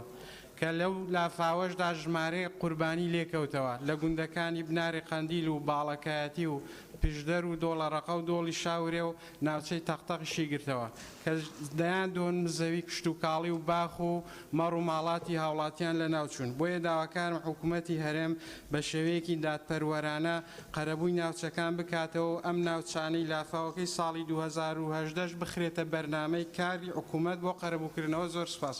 بەڵێ مامۆستا عومەر. بەناوی خۆی بەخشندەی میهرەبان بەڕێز سەرۆکی پەرلەمان من دوو ئیزافەم هەیە بۆ ڕاستپاردەکان لەگەڵ دوو تێبینی یەکەم ئەوەیە بەڕاستی لە زۆر نمونەی جوانە بینین لە حکوومەت و وڵاتانی دنیا ئەوی ژەوەیە کاتێک ڕووداوێک ڕووەدا لەمەش بچووکتر وەزیرێک گێت بەرپرسیارەتی هەڵەگرەی استیقالەدا بە مێژوویەکی جوانەوە چێتەوە ماڵەوە لێرە حکوومەتی ئێمە نەک هەر ئیستیقالە نادا نە سەرۆک نەجێگرنە وەزیرێک بەرپرسیارەتی هەڵ ناگرێ نایەنە پەرلەمانەکەی خۆیان ڕوونکردنەوە بدەن ئایا حکوومەت پێگەی چیە لە بەرپرسیارەتی ئەم ڕووداوە و کارەساتانە کە هەمومان ئەزانین کەم تەرخەمی زۆر گەورەی مبەرمەج و سیستم کراو هەیە ئەوە خاڵی یەکەم. سەبارەت بە راپۆرتەکە دەستخۆشی زۆر لەم لیژنە بەڕاستی لیژنە بێ ئەمانەت پارێز بێ بۆ جۆرە کێشەکان دەستنیشانکە و ڕاستپاردەش بخاتە ڕوو بۆ ڕاستپاردەکان دوو خاڵ زیاد دەکەم. خاڵی یەکەم ئەوەیە کە وشەی حکوومەتی بەغا لە قەرەبوو دەربێنن بەڕاستی حکوومەتی هەرێم لە بەردەم پەرلەمانی کوردستانە بەرپرسیارە پەرلەمانی کوردستان نوێنەری خەڵکی کوردستانە حکوومەتی بەغا لە بەردەم ئێمە بەرپرسیار نییە ئەرکی حکوومەتی هەرێمە بچێت لە بەغا پارەی پشکی هەرێمی کوردستان بپچڕێ قەرەبووی خەڵک بکاتەوە بیرتانە ساڵی پار حەود موچەی دابەش نەکردم حکوومەتە وتی بەغدا پارە نانێرێ شتیوانە بووە لە دنیا ئەم حکوومەتە لە بەردەم خەڵکی کوردستانە نەوتە فرۆشە گومرگیە باجی ڕسوماتی هەیە بۆیە پێشنیارەکەم وشەی بەغدای لێ دەربێنن حکوومەت قەرەبووی خەڵک بکاتەوە. خاڵێکی ترەوەیە پێشنیاری ڕاستپاردەی 15 زیادکەن ئەویشەوەیە ئەم راپۆرتە بدرێتە داواکاری گشتی بەڕسمی داوا تۆمار بکرێت لەسەر کەم تەرخەمان کە ئێوەی بەڕێز دەنیشانتان کردووە لە ژمارەیەک خاڵە. خاڵێکی ترەوەی بەڕێزان ئەم کارەساتانە بەردەوامە بن دووبارە ئەبنەوە و ئەبێ ئێمە و خەڵکی کوردستان چاوەڕوانی لێ قەومانی زیاترکەن هەتا ئەو کاتەی سیاست و بازرگانی حیزب و بەرپرسی سیاسی لە بازرگانی جانە بێتەوە. بەڕێزان بەڵێ بەڕێزان سپاس مامۆستا عومەر کاتەکە تەواو بوو لە شوێنی خۆتانەوە جواب مەدەنەوە مامۆستا بەبێ مۆڵەت قسە مەکەن. بەڕێزان داواکردن لە حکوومەتی عێراقی وەکو دەوڵەت بۆ ئەوەی قەرەبوو بکاتەوە نەخێرە نەعیبە نەلادانی بەرپرسیارەتیە لەسەر حکوومەتی هەرێمی کوردستان لە ضمنی بەڕێزان لە ضمنی نەفەقاتی حاکمە کە بەشەکەی ئێمە لێمان دەبڕن میزانیە هەیە بۆ حاڵاتی لە ناکاو و تاریئە لێ دەبڕێ ماهانە و ساڵانە ئەو پارەیەت بۆ ئەو کارەساتانە لێ ئەبڕێ بۆت نانێرێ بۆ یەکە لێم قەوما بێ بۆم بنێرێ خۆ خێرم پێ ناکە بۆ ئێمە پێمان عیبێ داوای ئیستحقاقی خۆمان بکەین. ئێمە تا ئەو کاتەی هەرێمی کوردستان بەپێی دەستوری 2005 بەشێکە لە دەوڵەتی عێراقی دەوڵەتی فیدراڵی عێراقی و تا ئەو کاتەی نەفەقاتی تاریئە لە بەشەکەی ئێمە ئەبڕێ حەقی خۆمانە داوای بەشەکەی خۆمان بکەین چۆن حەقی خۆمانە داوای دەرمان بکەین چۆن حەقی خۆمانە داوای سوتەمەنی بکەین چۆن حەقی خۆمانە داوای پارەی سدود بکەین ئاواش حەقی خۆمانە داوای پارەی لافاو بکەین داوای کارەساتی سروشتی بکەین. بەڕێزان ئێمە داوا لە حکوومەتی عێراقی و لە حکوومەتی هەرێمی کوردستانەکەین دەستبەر ئەسڵەن میژنەی پەرلەمانی و پەرلەمان بۆی نییە دەستبەرداری ئیستحقاقێک بێ کە دەستور و قانون بە هەرێمی کوردستانی داوە لەبەرەوە قسەکردن لەسەر ئەو بابەتە پەیوەندی بە هیچ شتێکەوە نییە پەیوەندی بە ئیستحقاقی گەلی کوردستان هەیە لەو پارەی کە ئێستا لە عێراقەیە و پارەی ڕووداوی لە ناکاو و ظروفی تاریئە و بۆی زۆر قسە لەسەر ئەمە نەکەین و لێرە تەواوی ئەمە مەسەلەیەکی دەستوری قانونیە هیچ کەسێ ناتوانێت دەستبەرداری ئەم حەقە دەستوری هەرێمی کوردستان ببێ. تەواو مامۆستا عومەر قسەی خۆتێ تەواو بەڵێ حکوومەتی هەرێمی کوردستان بێت مامۆستا عومەر حکوومەتی هەرێمی کوردستان ئەبێ داوا کاکمەم لە شوێنی خۆتەوە قسە مەکە بە قوربان بەبێ مۆڵەت بەبێ مۆڵەت قسە مەکەن کاکمەم تکایە بەسە بەڕێزان بەبێ مۆڵەت قسە مەکەن پەرلەمانی کوردستان دەسەڵاتی دەستبەرداربوونی لە ئیستحقاقێکی دەستوری قانونی گەلی کوردستان لە یارمەتیدانی لە کاتی ڕووداوی لە ناکاوە نییە. نقطە سەری دێڕوو قسەی زیاتری ناوێ. دکتۆر ئیسماعیل فەرموو. بله بسم الله الرحمن الرحیم. بەری سەرۆکە پەرلەمانی دەستپێکی سەرۆکوشیە کەس و کار و ماڵێت قوربانیات کەین و هەپشکە خەم و نەخۆشیێت وانین. دو دەستخۆشیە لەژنا تایبەتت کەین ڕاستی راپۆرتێکە تێر و تەسەل و گەلێکە جانە و ڕێک و پێکە. هەرچەندە ڕاستە ڕوویدانێکە سروشتیە وەکو دیارە کردی بەس لژنێ ده اسباب ده اگر ده و کاری دیاره کرید معنی دیاره یعنی کم خمیا هیچ هند جهت دا دویتن امنه همیسی شو سبب که نفع رویدان سروشتی اگر من خان یک چکر وید بانه خو بگیرم دا باران نه تخاره بجمان باران سروشتیه راست باران سروشتیه وید ریکا باران از بگیرم اجبر هنده از سه پیشنیارا اتکم اضافه ببن بو توصياتا هرچند اكياهات يكرن بس نيكمن برفرهتر بيدن پیدا چون و لزورین و مراجعه کردن مولت آوا کردن همیا الهمی جهتا نه بس بو کارگه ها بو مشاريع برامینان يعني پیدا چونك بيتا كره مولت نهيت دان الا همي لا جيان بنا خاندن فجاه كبيتا اضافه كرن بوي راس باردو دي كبيتا اضافه كرن او جهات كم ترخم او بربرس شوي دي في كاري ام سقفك زماني بدانين قال اجاره اللجنه تنا درست كرن بس تي تجبير كرن سقفك زمانية اگر لجنة بدانيتن بو حكومة جهة بربرس خلال 3 مانگادا مدويتن اف بابت اف ملفة دي ماهيك ديارة بيتن كي كم ترخمه وكي بيتفي فلان سزا فلان عقوبيانا يا فكري بيتن يا اخيري يعني اقتراح من يا اخيري اسبيش يا كشكا شيرين كم يعني اف قربانية دي سبب بيتا توصيك شهيد بين هجمارتن شهيد بين هجمارتن دا شایسته وانا وكو شهيدا بين دان بوانا وقالك ممنون سپاس ببرزت مجد خان بنای خوای گەورە بەڕێ سەرۆکی پەرلەمان سەری ڕێز و نەوازش دادەنێنم بۆ قوربانیانە و هەمومان دڵبریندارین لەگەڵ ئەو ماڵانەی کە زەرورزانیان بەرکەوتو هاوخەمیانین من دەمەوێت بڵێم ئیلاهی بارانی ڕەحمەت دەبارێنێ لە ڕانێ بڕی زیاتر باریەوە و کارەساتی لێ نەخڵقاوە سوپاس بەخوای گەورە خۆزگە لێرەش لە هەولێریش ئەوە نەدەخڵقا بەڵام ناکرێت چاوچنۆکی چەند بەرپرسێک بکەینە ئەستۆی کارەساتی سروشتی چکە هەمومان دەزانین پرۆژەی بازرگانی لەسەر ئاوەڕێی سندوقی دروستکراوە ڕێڕەوی ئاوەکە پرۆژەی نیشتەجێبوونی لەسەر دروستکراوە و پێویستە حکومەت بە زووترین کات قەرەبووی ئەو ماڵانە بکاتەوە چکە ئەوانە یەک بێ ماڵند و هیچ شتێکیان نەماوە حتى هەویە و جنسیان نەماوە دینارێکیان نەماوە جلی و بەرگەکانیان نەماوە یعنی چاوەڕەنکەی قەرەبوویان کەنەوە پێویستە ئەوانە منداڵەکانیان خوێندنیان هەیە پێویستە بە زووترین کات ئەوانە قەرەبوو بکرێنەوە عنی هەر ئەوڕۆ دەست پێ بکرێ یعنی ئێمە وڵاتێکی نەوتین با ملیارێک دلارنەوە دەفرۆشین یعنی تاکەی قەرەبوو ناکرێنەوە چاوەڕێی چ شتێکن چکەوە کارەساتەکە زۆر ناخۆشە ڕووداوێکی ئاسایی نییە بڵێ لە کاتێکی دیکەدا قەرەبوو دەکرێنەوە و من یەک دوو ڕاستپاردەم هەیە بۆ ئەو لیژنە بەڕێزە کە بەدواداچوون بکەن بۆ هەموو ئەو شوێنانەی کە ئەو گەڕەکانەی کە بربەستەکانیان گیراوە بۆ ئەوەی کارەساتێکی دیکە ڕوونەداتەوە بسمیلا هێشتا ئەوڕۆ دووەم ڕۆژی وەرزی زستانە هەتا بەهاریش باران دەبارێ ئەگەر خوای گەورە تووشی وشکە ساڵی نەبین ئەگەر بارانی ڕەحمەتمان بەسەردا ببارێ بۆیە پێویستە ئەو گەڕەکانە بە زووترین کار لەگەڵ تیمی حکومەت هەماهەنگ بن نازانم ئیدی ڕێکاری لیژنەکە چۆنە لەگەڵیان بەڵام ئەو شوێنانە هەموو دیاری بکرێت کە بربەستەکان گیراون بۆ ئەوەی ئەو کارەساتە ڕوونەداتەوە ماوەکەی پێش و خەڵک تازە ماڵی دانایە دووبارە ماڵی کاول بووە یعنی ئەو پێویستە دووبارە و سێبارە و دەبارە نەبێتەوە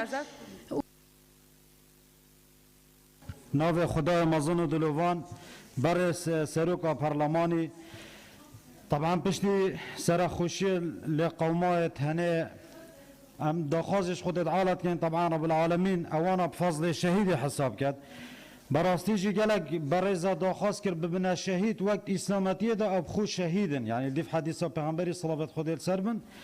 والغريق شهيد يعني أبي غرق ببيت أبا شهيدة أس بشجيريت كان براستي ببنا شهيد دس خوشكا بسنور السروك حكومات كان براستي يعني ناف دابو وان همي دزجهت أبد هاو كاري كري بتايبات دزجه خيرخوازي بارزاني وأفريق خراب ديجي وكيا ديار برزن خلق هولير مجوكا پر سرور یا هی راستید بواره هاو کاری کرنه دال کسیت لی قوموان وکی چون بیجن جوامرانه راستی یارمتیا خلقی آدای وک از کسکش بادینان از وی کسید زان یعنی از وی چندت زانم کو خلق ما اوید لی قومان اوید انفال هاتینا بحر که جشنی کام راستی رولک برچاف هبیه لو ما از دست خوشی پارێزگەرێ دهو کەژیت کەم کو هەوەک ڕاگەهاندیە و gelek yani خەڵکی هاریکاریەت کەتن تنم داخوازیە کۆدیە هەی ئەس بۆ گوتاربێژێت کوردستانی بێژم yani ئەvê خودبات خوێنن مامۆستات مێت ئاینیت بەڕێز و قەدرگران ئەس بێژمەوانە ئەفضل الصدقة في وقت الشدائد یان کو باشترین کردار ئەدبێژم لە کاتی ناخۆشیدایە هانی خەڵک بدەن هەموو لە بۆ كومك وكردنا بو او كسانت هني وخدت على ان شاء الله رحمه وانا بتو صبر هدار بدات زور سپاس زور سپاس خديجه خان برسروکی پارلمان منیش سر خوشی ل خانواده و کسوکاری قربانیانی امرو دا و سروشتیا دکم و هر وها ورای دستخوشی لجناب سروکی حکومت و سروکی هرم بو بدم هاتنیان دوال حکومت هرم کردستان دکم که پلانه که استراتژی باش و گنجاوی هبید بو اوی که او کشو گرفتانه که لریراوی آوکان هیا و پیوسته که او زیرابانه هموی چاک بکره پلانه که استراتژی باشی هبی بو اما بسته و اوی که من دزانم استاج بد و چون هیا لجنکان دز بکاری خویان کرده و آماده کاری باش دم با اوی که ان شاء الله لدهاتو دا او رو دوباره نبیتوا و دوال حکومت عراقیش دکین که با جدی با ارکی خوی هل بستیتن ضرر زیانی املاف و سروی 20 میلیارد دینار خملین راون کچی حکومت عراق 2 میلیارد دیناری ترخان کرده بو اما بسته و بسیاره که اوی که آیا بو چه حکومت عراق قربوی خلکانی دیگه اکتا و که حولات عراقیش نیم بلا آمادنیه که وکو پیوست هاوکاری و قربوی هولاتیان هرم کردستان ناکاته سپاس خدیجه خان فرمون کاغازات برای سروکی پارلمان لراپورتی لێژنە ئەم خاڵە زیاد بکرێ زۆر باش دەبێت خەزمکردنی ئاوەکانمان بە بەلاش نەڕوات خەزمکردنی ئاوی باران بە چەند بەنداوێک لە دەور و پشتی هەولێر وەلەو بەنداوانە سوود لە ئاوەکەش وەردەگیرێت بۆ کشتتوکاڵ و ئەو بەنداوانەش ببنە شوێنێکی سیاحەت لە هاویندا خەزمکردنی ئاوی کانیەکان و ڕووبارەکان بە چەند بەنداوێک ئاوەکان بە بەلاش نەڕۆن خەزمکردنی ئاوی جۆگەی ماڵەکان بۆ پارک و باخچەکان پاش تەسفیەکردن هەتا ئێستا پلانی خەزمکردنی ئاومان نییە داواکارم پلانی خەزمکردنی ئاومان هەبێت هەتا ئاومان بە بەلاش نەڕوات لەوەی 2 ساڵ پێشتر ئەو پرۆژەمدایە بە سەرۆکایەتی بەڵێ سپاس کاکارۆن بەناوی خدای گەورە و میهرەبان بەڕێز سەرۆکی پەرلەمان کاروان گەزنەیی لە دەستپێکدا دەمەوێت پرسە و سەرخۆشی خۆمان بنێرین بۆ قوربانیانی لافاوەکە و ئەو کارەساتە گەورەی کە لە شاری هەولێر ڕوویدا بەداخەوە لە چەند ڕۆژی ڕابردوو و لە هەمان کاتیشدا دەستخۆشی لە لیژنەی شارەوانی بکەم بۆ ئەو راپۆرتێر و تەسەلی کە ئامادەیان کردو پێم وایە کە راپۆرتەکان زۆر بەڕاستی باش بوو و دەکرێت سوودی باشی لێ بمیرێ بە تایبەتی بۆ ڕاستباردە و بۆ شێوازی لێکۆڵنەوەشیان بەڕێز سەرۆکی پەرلەمان بەڕێزان لە دنیادا هۆکارەکانی لافاو بەرزبوونەوەی ئاستی دەریا و تەقینی بەندا و باو زریانی یەکجار زۆر و بارانی لافاوێکی چەندان ڕۆژە بەڵام دەبین لە هەرێمی کوردستان بەداخەوە لافاو کاتێک دروست دەبێت بەهۆی گۆڕینی ڕێڕەوی ئاو و پڕکردنەوەی کەند و دەستکاریکردنی ماستەرپلان بەهۆی بەرپرسێکی چاوچنۆک و بازرگانێکی چاوچنۆک لەسەر حسابی خەڵکی هەژاری ئەم ملەتە ڕۆدات ئەمە حەقە پێشی پێ بگیرێت ئەم لافاوی هەولێر کارەساتێکە چەند ساڵە دووبار دەبێتەوە پێشم وایە ئەمە تەنها کارەساتێکە لە هەرێمی کوردستان بێت و ناوچەکانی تری کوردستانیش بەشێکیان لافاوەتەیاندا ڕۆدات و هەم بەشێکی زۆریشیان بەهۆی کەم تەرخەمی حکوومەتی هەرێمی کوردستان سەرباری ئەوەی کە هۆکاری سروشتیشی هەیە وەکۆی کاک حاجی هێرش باسی کرد لە ساڵانی ڕابردوو لە دەڤەری باڵەکایەتی لە بناری قەندیل لە برادۆست لە کۆمەڵێک ناوچەی زۆری کوردستان لافاو زەرری تقریباً 3 بۆ 4 میلیارد دیناری لەو ناوچاندا حکوومەت ئامادەرە و بە دینارش قەرەبوویان بکاتەوە بەڕە سەرۆکی پەرلەمان ئەم لافاوەک و ئاماژەم پێکرد ڕاستە بەشێکی هۆکاری سروشتێکە باران باریوە بەڵام بەشە ئەساسەکەی هۆکارێکی دەستکردە کە بەهۆی گۆڕینی ئەوانەیە کە ئاماژەم پێکرد کە برادرانیش لە لیژنە ئاماژەیان پێکرد بوو ئەوەی کە گرنگە جەختی لێ بکەینەوە من بەستێ خاڵ ئاماژەی پێ دەکەم خاڵی یەکەم دروستکردنی لیژنەیەشی تایبەتمەند چی لە پەرلەمانی کوردستانەوە حکومەت هەرێمی کوردستانیش ڕابسپێردرێت بۆی کە پێداچوونەوەیەکی جدی بە تەواوی ماستەرپلانی ئەو شار و گوند و ڤێلایانە بکرێت کە لە ئێستا لە هەرێمی کوردستان دروست دەکرێن کە ئەمانە بەشێکیان بەداخەوە لەسەر حساب و بەرژەوەندی تایبەتی کۆمەڵک شخص و حسابی خەڵکی ژاری هەرێمی کوردستانە دووەمینیان قەرەبووکردنەوەی ئەو خەڵکانەی کە زەرمەند بوون لە لافاوەکانی ڕابردوو مختصەم بۆ لافاوەکەی شاری هەولێری خۆشەویست زوو بە زوو تاخیر نەکرێوەکو هەواڵانم ئاماژەیان پێکرد ئێستا مانگی بەرەو مانگی یەک دەڕۆین کە سارترین کاتی ساڵە وەستەیەمینیشیان بە هەژمارکردنی ئەوانەی کە بوونەتە قوربانی بە شەهید ئەمە جێگەی دەستخۆشی دەبێت و زۆر سپاس بۆیەوە بە ناوی خی گەورە و میرەبان سەرەتا هاوخەمی خۆمان دەرەبڕین بۆ قوربانیانی لافاوەکەی شاری هەولێری خۆشەویست لە سەرەتادا دەستخۆشی لە لیژنەی شارەوانیەکەم کاک لوقمان وەردی و ئەندامانی لیژنەی شارەوانی کە بەڕاستی یەکێکە لە ڕاپۆرتە زۆر باش و زۆر وردەکان و هەموو کێشە و کیروگرفتەکانیان خسۆتە ڕوو و هۆکارەکانیشیان خسۆتە ڕوو ئەو هۆکارانەی کە باسییان کردووە من ینی زۆر گرنگە حکوومەتی هەرێمی کوردستان و پەرلەمانی کوردستان کەس دامەزراوەیەکی چاودێریکردنە لەسەر مۆزوعی ئەوەی کە خاڵی دووەم بەردەوامبوونی زیێدەڕۆی لەسەر ڕێڕەوی ئاویەکان و کەندە سروشتەکان خاڵی سێم دابەشکردنی بەشێک لە زەوی ڕێڕەوە ئاویەکان و خاڵی شەشەم و هەشتەم و دەیەمیش ئەم پێنج خاڵە دەرخەری ئەوەیە کە ئەمان کێشەکان دیاری کردووە و ئەو کەسانەی کە بە بەیاسا بە ناوی بەیاساوە هۆکار بوونە بۆ ئەوەی کە ئەم ڕێڕەوی ئاویە بگۆڕێت و ئەم زیادەڕۆیی و تاڵانکاریە لە زەویە بکرێت و بۆتە هۆی ئەوەی کە دەردەسەری و ماڵوێرانی بۆ هاوڵاتیانی شاری هەولێری خۆشەویست بێنەتەکایەوە پێویستەکات بەدەر لەوەی کە باس لەوا کرێت کە بتوانرێت هاوکاری ئەو ماڵانە بکرێت پێویستەکات هەر لەمڕۆ یعنی لیژنەی شارەوانی و ئەنجومەنی وەزیران چۆن دیاری کراوە ئەو هۆکارەکانی دیاری کراوە بە وردی دیاری کراوە خەڵکە کەسە کەم تەرخەمەکان ئەو کەسانە ئەو بەرپرسانە ئایا حکومیە ئایا حیزبیە و ئایا ئەو بازرگانانەی کە لە بەرامبەر ئەم زیادە ڕۆیانە بوونەتە خاوەن ملیارات دۆلار و میلیۆنان دۆلار پارەکانیان لێ وەربگیرێتەوە و بەشێکی بدرێت بە دکتۆرە شایان سپاس کاک سەرکۆ زۆر سپاس بەناوی خوای گەورە بەڕێز سەرۆکی پەرلەمان شایان کاکە ساڵح سەرەتا نزا دەکەم خوای گەورە سەبر و ئارامی دڵی خانەوادەی قوربانیان بدات بەڕێزان لە 30 دەی ئەم ساڵ لافاو دروست بوو بە تایبەتی شاری زێڕین و گوندی کۆری و گوندی جوتیاری گرتەوە لە 4 سەردانی مەیدانی گوندی کۆری و شاری زێڕینم کرد و لەگەڵ زیان لێکەوتوان گفتوگۆمان کرد بەشێکیان فەرمانبەر و پێشمەرگن کێشەی مۆڵەتیان هەیە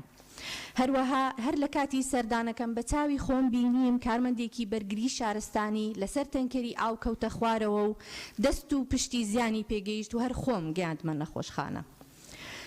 من وێڕای دەستخۆشیم بۆ راپۆرتی لیژنە و هەروەها راپۆرتی سەردانی مەیدانیەکەشم ئاراستەی لیژنەی بەڕێزیش کردبوو لە 2011 و ئەو شتانە بوو سەرڕای دەستخۆشیم بۆ راپۆرتی لیژنە چەند خاڵێکم هەیە پێشنیار دەکەم بە ئەرک نەبێت بیخەنە سەر ڕاستپاردەکانیان خاڵی یەکەم خاوەن ماڵە زیان لێکەوتووەکان مۆڵەتیان پێ بدرێ لە شوێنی کاری خۆیان و بۆیان هەژمار نەکرێ واتە مۆڵەتەکە نەچێتە سەر ڕەسیدیان و موچە و دەرماڵەی تەواویان بۆ هەژمار بکرێت واتە موچە و دەرماڵەیان لێ نەبڕێ خاڵێکی تر هەر کارمەندێکی حکومی کە لە ئەنجامی بەجێگەیاندنی ئەرکی زیانی پێدەگات حکوومەت ئەرکی چارەسەر و قەرەبووی لە ئەستۆ بگرێت. خاڵێکی تر ئەوەیە کە دیارە سەرپێچی زۆر هەیە، سەرپێچی لەلایەن شخصەوە کراوە یا لەلایەن کۆمپانیاکانەوە کراوە. ئەگەر حکوومەت یاسا جێبەجێ بکە بەسەریان غەڕامەکانیان لێوەربگرێ، ئەوە دەتوانێت حکوومەت هەر ئەوە بۆ قەرەبوو بەکاربێنێتەوە تا هاوکاریەکە هەر بۆ حکوومەت بۆ خۆشی. و خاڵی کۆتاییم ئەوەیە ئەوە ڕاستپاردنیەوە تەنها پێشنیارە بۆ لیژنەی بەڕێز کە لیژنەکە بۆ لەمە و دوا سەردانی مەیدانی هەموو پرۆژە و شوێنەکان بکات بۆ دووبارە. بەڵێ سوپاس. بە ناوی خوای گەورە و میهرەبان بەڕێزان لەو لافاوەی کە دوو مانگ پێش ئێستا دروست بوو 7 شوێن تۆمەتبار کران بەوەی دەستدرێژیان کردوتە سەر ئاوەڕۆکان، ئەوانیش پرۆژەکانی شاری زێڕین، شاری بەفرین، پرۆژەی تارین، گۆڵدن تاوەر، پرۆژەکانی حوزی ماسی کۆمەڵی مەزرعە. جگە لە شاری زێڕین کە دەستگیر کرا و پێش 2-3 ڕۆژ بە بەڵێن نامە ئازاد کرا، ئەوە کاینتر تا ئێستا نەگەشتون بە ئیجراعات کە وەکاریم گرفتن. ئەم لافاوە بەهۆی هاوڵاتی ئاساییەوە نییە، بەڵکو بەهۆی ئەو کۆمپانیا و بەرپرسانن کە لەسەر حسابی خەڵک بوون بە خاوەنی 10 ملیۆن دۆلار 10 ملیۆن دۆلار نەکمە، بەڵام تا ئێستا ئەوانەی ئەم تاوانیان کردووە هاوکاریەکیان نەکردووە. ئەو لافاوە کە ئێستا دروست بوو لە ئاوی زۆرگەکانی لای بنەسلاوە و دارەتووە دێت. پێشووتر ڕێڕەوی ئەم ئاوەکە هیچ عیبی نەبووە، ئەوەی لە ڕسمەکە هەیە ئەم پرۆژانە بە پلان بە پاشەڕۆ هەمویان پڕ کردەوە. لە ئەنجاما چی دروست بوو؟ ئەمە پرۆژەی ژاری زەیتونە. ئەم شینە ئاوەڕۆی پێشووترە. چۆن کراوە بە پرۆژەی نیشتەجێبوون؟ کە ئەمە کرا بە پرۆژەی نیشتەجێبوون، ئاوەکە گواستراوە بۆ دارەتوو. ئەم جارە کە لافاوەکە هات هەر لە نزیک پیشەسازی دارەتوو ڕژایە ئەو ڕێڕەوەی ئاویەی کە لە گڕۆسۆرەوە دێت. ئەویش لە پیشەسازی دارەتووەوە لەگەڵ باغەمرە ڕەقە تێکەڵ بوو، بەستەکە گەورە بوو، بۆیە لە کەرتی 2-3 نیشتیمانەوە ئاوەکە هات بۆ ناو خەڵک. بەرپرسی یەکەم لەم تاوانەی ئەم جارە ڕوویدا پرۆژەی زەیتونە و پرۆژەی ئاوێنەی شارن کە هەر لەسەر ڕێڕەوەکە سەدیان دروست کردووە، سەد بەخۆڵ مەتر و 2 مەتر بەرزیان کردەوە، نەتیجە ئەم ماڵانە بوون بە قوربانی. بۆیە هیچ کەسێک داوا ناکە ئەم پرۆژە ئەبێ ئەو خاوەنی ئەم پرۆژانە بۆ ملیۆنە دۆلارانەی لەسەر حسابی ئەو خەڵکە دروستیان کرد ئەوان قەرەبوو بکرێنەوە. پاشان لە عینیشت لە سەر ئاوەڕۆی گەڕێکی ڕۆشنبیری بۆ ژیان خوارد شەقامی 120 مەتری هەر لەسەر خەدەمیەکە پرۆژەی بازرگانی دروست کراوە. من حەزەکەم ئەو شوێنانە بڵێم وە کێش وەکارە لە پشتی بەڕێ سەرۆکی سپاس کاگعلی بیدەرە لیژنەکە بۆی بە دوادات چوون بکەن. دەست خۆش بێزان تۆ بە دوادات چوونت کردووە. بیدەرە دەست لیژنەکە دواتر هاوکار دەبن لەو بابەتە. فەرموو کاکەوە. سپاس کاگعلی. بە ناوی خوای گەورە و مێرەبان سەرەتا پرسە و سەرخۆشی خۆمان بۆ کەسوکاری ئەو قوربانیانە دەردەبڕین کە بەداخەوە لە کارە ساتەکەی لافاوەکە بوونە قوربانی. یعنی ئێمە ئێستا دانیشتوین بەڕاستی باس لەو کارە ساتەکەین کە بەداخەوە تەنها لەم ساڵ ئەوە دووەمین جارە لە شاری هەولێر ڕوەدا، بەڵام نەماندید بەڕاستی کەس سزا بدرێتن. بەڕاستی دوو خاڵی زۆر گرنگ هەیە کە دەبێت جێبەجێ بکرێت. یەکەمیان سزادانی ئەو بەرپرسە باڵانەیە کە کەم تەرخەم بوون کە بوونەتە هۆکاری گۆڕینی ماستەرپلانی هەولێر کە ئەو شی و کند و چاڵانەی کە هەبووە پڕیان کردوتەوە بۆ پرۆژەی بازرگانی بەکاریان هێناوە زێدەڕۆیان لەسەر مڵکی گشتی کردووە. ئەوانە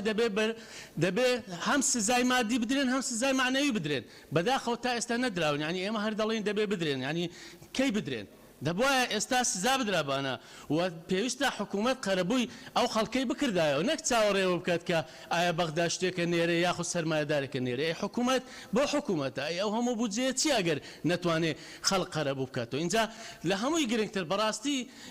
پێویست بوو ئێستا ئێمە لێرە دانیشتوین جیهەتی بەرپرس لێرە بووە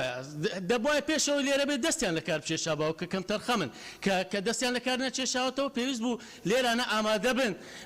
و پرسیاریان ئاراستە بکرێەوە گفتوگویان لەگەڵ بکرێ. ئێستا ئێمە دانیشتوین تەنها گفتوگۆکەین بەڕاستی وی لێهاتیەوەکو چیرۆکی بەرئاگردانی لێهاتوو ئێمە تەنها قسەکەین. بۆیە من بەڕاستی ئەو جەلسەیە بایکۆتەکەم لەبەرەوەی پێم وای هیچ ئەنجامێکی نابێ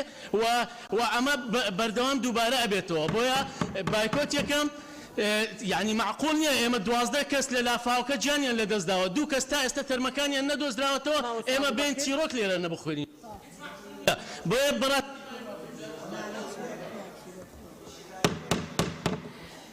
لیژنەی شارەوانی راپۆرتێکی زۆر باشیان ئامادە کردووە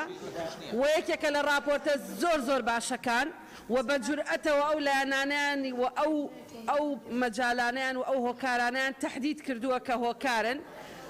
و ئەندام پەرلەمانی بەرپرسە و ئەندام پەرلەمانەیە ئەتوانێت ڕۆڵی هەبێت لە دەوڵەمەندکردنی راپۆرتەکە و لەوەی کە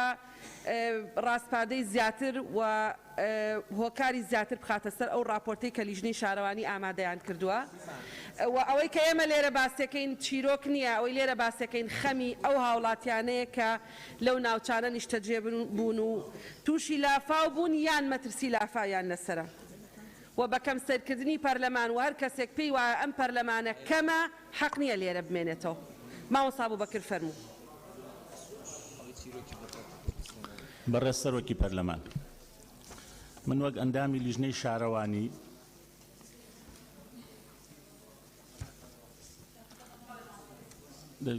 گوێ بگرن فەرموو. بەڕێز سەرۆکی پەرلەمان ئەبوبەکر هەڵەتنی، من وەک ئەندامی لیژنەی شارەوانی دواتر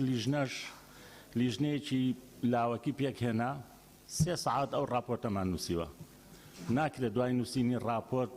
دەستکاری بکرێ. من بەڕاستی خاڵی یەکەم ئیمزاکەم سەحبەکەم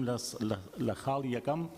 چونکە وشەی حکوومەتیان دەرکێشاوە، هەم حکوومەت بەرپرسیارە و ئەم حکوومەتی خۆجێیی یەکێک لەوانەی کە ئەو پرۆژانە مۆڵەت وەرەگەن هەموو ئەو پرۆژانەی کە عەلی ناوی هێنان دەستەی وەبەرهێنانە، دەستەی وەبەرهێنان مۆڵەتەدا، ئەنجومەنی باڵای وەبەرهێنان هەیە. معقولە ینی ئێمە جورئەتیەوەمان نەبێ بڵێن حکوومەت لە کاتێکە بەڕێز سەرۆکی حکوومەت خۆی لە حکوومەت کەم تەرخەمە بۆیە بێ کاک لوقمان وشەی حکوومەت ئیزافە بکاتەوە دام دەستگاکانی حکوومەت و حکوومەتی خۆجێیی وابێ ئیجراعاتەکان بکرێت لەگەڵ ئەو کەسانی لە ڕاستیە کە ئەم پرۆژانیان ئەنجامدەوە. دووەم ئێمە ئەو لیژنانی کە حکوومەت خۆی پێکی هێناوە لە بابەتی قەرەبووکردنەوەکە وریا بین خەڵکی ناشایستەی تێن نەکرێت وەکو هەموو سێکتەرەکان خەڵکی ناشایستە ینی کە عەدەدەکە زۆر بێ کە بێتە بارگرانیەکی گەورەش لەسەر حکوومەت. ئەو ڕقەمانی کە ئێستا هەن هی ماڵەکان، هی شوێنەکان، هی ئۆتۆمبیلەکان لەوە زیاتر نەکرێت بۆ ئەوەی کە وەکو هەموو سێکتەرەکانی تر کە بینیومانە جاری وا هەیە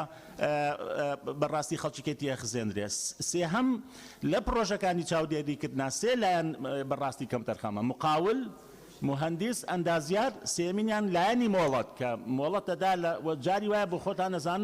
ڕەگەزەکانی گۆڕیوە، ڕەگەزی سەوزایی گۆڕاوە لە هەموو شار و شارۆچکەکانی کوردستان. ئەخیر خاڵیش ئەرکێکی تری حکوومەت دەوەیەکە مەکائین ئامادەکە، مەکائین ینی لە ساڵانە مەکائینی پێویست بخاتە بەردەستی شارەوانیەکان بۆ ئەوی فریای ئەو ڕووداوە لە ناکاو کتوپڕانە بکەیت و زۆر سپاس. بەڵێ سپاس. لیزا خان. بەڕێز سەرۆکی پەرلەمان ئەگە زیاتر دەرفەت بدەی لەبەر ئەوەی دەمەوێت تیش بخەمە سەر پشکی دارایی هەرێمی کوردستان لە بودجەی عێراق بۆ ساڵی 2021 سەرەتا دەستخۆشی لە لیژنەی پەیوەندیدار دەکەم. ماندووبوونێکی ئەم راپۆرتە ماندووبوونێکی زۆری پێوە دیارە، هەروەها دەستخۆشی لەلایەنە پەیوەندیدارەکانی حکوومەتی هەرێمی کوردستانەکەم کە بە دەنگەوە چوونێکی باشیان هەبووە بۆ ئەو ڕووداوانە. بەڵام ئەمەش نابێت چاپۆشی لەو کەم و کورتیانە بکەین کە هەبووە بۆیە پێم باشە چاوەڕێی ئەنجامی لیژنەکانی لێکۆڵنەوە بکەین کە بەچی دەگەم بۆ ئەوەی دواتر ئێمەش وەکو پەرلەمان هەڵوەستەمان هەبێت لەسەر بابەتەکان و بتوانین هاوکاری حکوومەت بین بۆ نەهێشتنی ئەو کەم و کورتیانە. بەڕێز سەرۆکی پەرلەمان لە یاسای بودجەی ساڵی 2021 عێراق بەشێک هەیە کە تەرخان کراوە بۆ بودجەی فریاکەوتن مەبلەغەکەی 500 میلیارد دینارە، بەڵام بەداخەوە دوێنێ حکوومەتی عێراق تەنها بڕیاری داوە کە 2 میلیارد دینار بۆ هەولێر بنێرێت کە ئەمە ئەو 500 میلیارێک کە هەیە لە بودجەی عێراقی پشکی هەرێمی کوردستانیشە. ئەو 2 میلیارد دینارە ناکاتە لە سەدا نیوی ئەو بودجەیە کە تەرخان کراوە. بەڕێز سەرۆکی پەرلەمان ئەمە زوڵمێکی زۆرە کە دیسان عێراق دەرحەق هەرێمی کوردستانی دەکات، دەرحەق هەولێری دەکات. بەڕێزان لە ساڵی پار ئەگەر بە بیرمان بێ کاتێ تەقینەوە گەورەکەی بەیروت لە لوبنان ڕوویدا، حکوومەتی عێراقی بۆ ماوەی مانگێک ڕۆژانە بە تەن دەرمان و خۆراکی ئەنارد بۆ بەیروت، جگە لەوەی بە تەنکەر سوتەمەنی دەنارد. بەڵام بۆ هەولێرێک کە بەم شێوەیە لافاو ڕووی داوە هاوڵاتی کۆمەڵایەتیانمان بوونەتە قوربانی تەنها 2 میلیارد دەنێرە من دەستخۆشی لە پارێزگاری هەولێرەکەم کە ئەم 2 میلیاری وەرنەگرتووە دەبێت ئێمە وەکو لیژنەی دارایی هەروەها وەکو پەرلەمان هەڵوەستە لەسەر ئەوە بکەین کە بۆچی دیسان حکوومەتی عێراق لە بەرامبەر شایستە داراییەکانمان ئێمەی تووشی ئەم زوڵمە کردووە بەڕێز سەرۆکی پەرلەمان بۆیە داواکارم هەم ئێوە هەم ئێمەش وەکو لیژنە قسە لەسەر ئەو بابەتە بکەین فشار دروست بکەین بۆ ئەوەی حکوومەتی عێراق ئەو 500 میلیاری هەیە کە چەند دەکا پشکی هەرێمی کوردستان کە لەوەی کە دەستنیشان کراوە بنێرێ بۆ هەولێر زۆر سپاس زۆر سپاس برای سرگاه پارلمانی وێڕایی سەرخوشیە لە ماڵباتێن کەسوکارێن قوربانیên vê karasatê dikin û destxuşiyê li lîcna taybetmend dikin û piştevaniya rabûçûnên lîcnê dikin ji bo qerebûkirina ziyan vê keftiyan. Li ber hindê piştevaniya kak doktor zana dikim li ser qesên wî ew ên hat nekirin. یا دیگه جی برای سروکا پارلمانی جلای سروکی حکومت و لیجنه یک هاتیا راست پاردن ام همی وید زانین جبو دیف چونکا چر بکن لسر اوین کمتر خیم بوین و لیجنا شاروانی جی چاف دریکا باش دکتن و راپورت کا گلکا باش آماده که لسر وی چنده لو ما اما کو پارلمان کردستان و هر واسه اندام پارلمان کردستان تو چاوره وی لیجنه بین لیجنا شاروانی گشت و گذار بین کنه در انجامت وی راپورت دی چبن اگر مدید کمتر خمیه که بویا دیشنی گوی ام دشین و کو پارلمانتار اجراتم باشتر بکن بو هنده زیاتر آنجی زیتر قربویا وانزیان و کفتیان بکن و هر چند اوین یعنی خوش دست دان قربو و نه تاکنه لی وان مال خوشش دست دایا لو ما توید قربویا وان پلاستر به تاکنه بو هنده بشن اتناف مالن خدا کنجی ببنو و سپاس یا حالک. بله سپاس گلستان خان کاک پیشا. بەڕێز سەرۆکی پەرلەمان لەبارەی ئەم بابەتە چەند سەرنجێکم هەیە نەخشەی شار لە تەواوی کوردستاندا نەک بە تەنها لە شاری هەولێر تەنها ڕەتاوی بابەتی ئەندازیاری تیا بکراوە بۆیە ئەبێمە ڕۆیای خۆمان بۆ بنیادنانی شار بگۆڕین لە پاڵ ئەو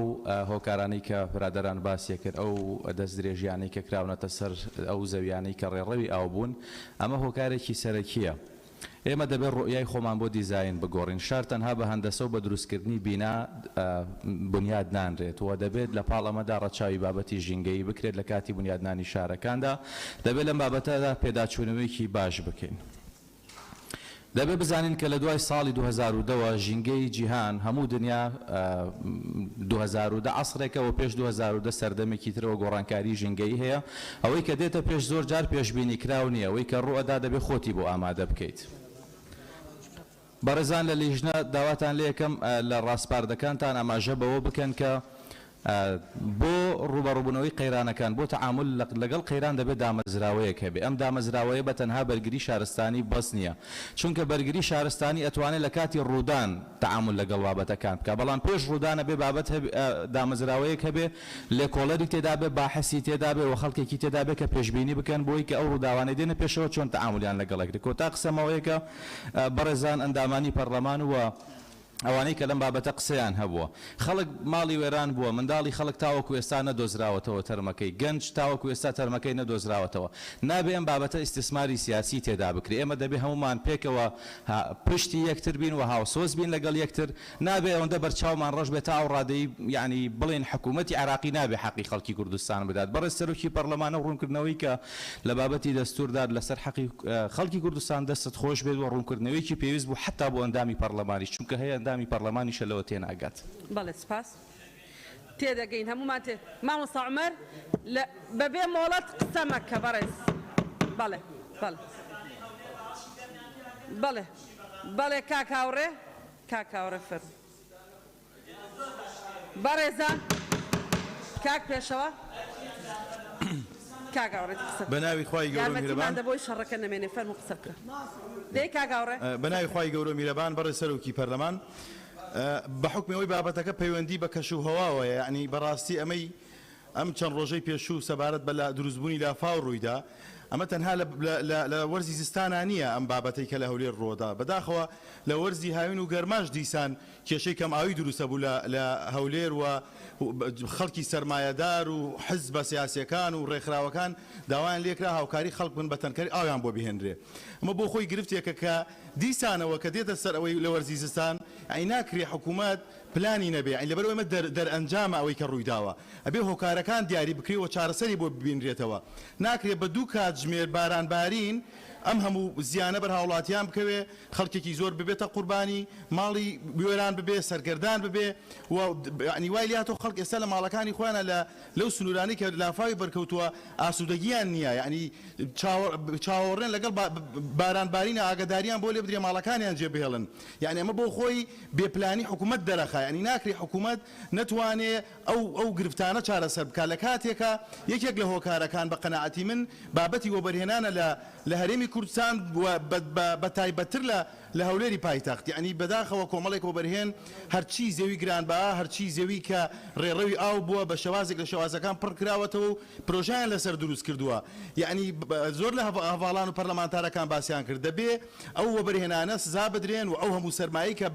بە نائەدالەتی و بە جۆرێک لە جۆرەکان قۆڕەخکاری دەستیان کەوتووە ئێستا بێن لیان وەربگیرێتەوە لەو خەڵکانە سەرف بکرێ ئەگەر ئەمە نەکرا و حکوومەت نەیکرد ئەمە دەرخەری ئەوە بێ کە حکوومەت بۆ خۆی پشتیوانی ئەوە بەرهێنانەی کردووە لە هەمان کاتدا و حەزبە سیاسەکانیش دیسان هۆکارن یعنی بابەتەکان ناکەین بابەتی سیاسی بەڵام بەداخەوە ئەوە بەرهێنانە بەشێکیان لەلایەن حەزبە سیاسەکانەوە پشتیوانیەکردن یەک خاڵی تر ماوە زەحمەت نەبێ بەڵێ سپاس کاکاوڕێ ئێمە بەڕێز سەرۆکی لیژنەی ئاوادانکردنەوە و بەرهێنانی بەڕێست و لیژنەکەت هەمووتان ڕاست پێین بۆەوەی سەبارەت بە پرۆژەکانی وەبەرهێنان و تەحدیدکردنی ئەو پرۆژانەی وەبەرهێنان کە بە دیاریکراوی کاریگەریان هەبووە لەسەر دروستبوونی لافاو لە هەولێر بە تایبەتی و لە شارەکانی تریژە بێ بە دوواداچوون کەنچکۆ احتیمالە هەیە راپۆرتێک بدەنە سەرۆکاتی ئێمە ڕەنگە پێویستمان زۆر سپاس بۆ ئەوە بەڵام یەک خاڵێکی بەڕێز سەرۆکی پەرلەمان ڕاستیەکەی یعنی ئەمە جاری یەکەم یەکەم گرفتانە گرفتی تریش دیسان هاتووە ئەمە حکوومەت دەخات سەلما خانتاو دەست خۆش بێ کاکاوڕێ ئێمە چاوەڕێی راپۆرتی لیژنەی ئاوەدانکردنەوە و وەبەرهێنانەکەین لەسەر تەحدیدکردنی ئەو پرۆژانەی وەبەرهێنان کە کاریگەریان لەسەر دروستبوونی لافاو هەبووە بەڵێ فەرموو سەلما خان بەڕێز سەرۆکی پەرلەمان سەرەڕای هاوخەمیم بۆ قوربانیان و کەسوکاری قوربانیان لەم کارە ساتە ناخۆشە دەستخۆشیم بۆ بەڕێز سەرۆکی لیژنە و تەواوی ئەندامانی لیژنەی شارەوانی هەیە بۆ ئامادەکردنی ئەم راپۆرتە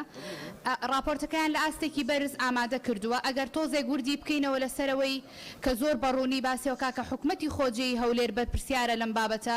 دەتوانین زیاتر وردی بکەینەوە شخصەکانیش دەستنیشان بکرێ چونکە ئەم پرۆژانەی کە بوونەتە هۆکاری ئەم بابەتە هەموو کەسانی حکومی و لایەنی پەیوەندیدارن و دەتوانین بە واژۆکانیان بگەینە خودی شخصەکان کە لەکوێدا خەلەلەکە هەیە.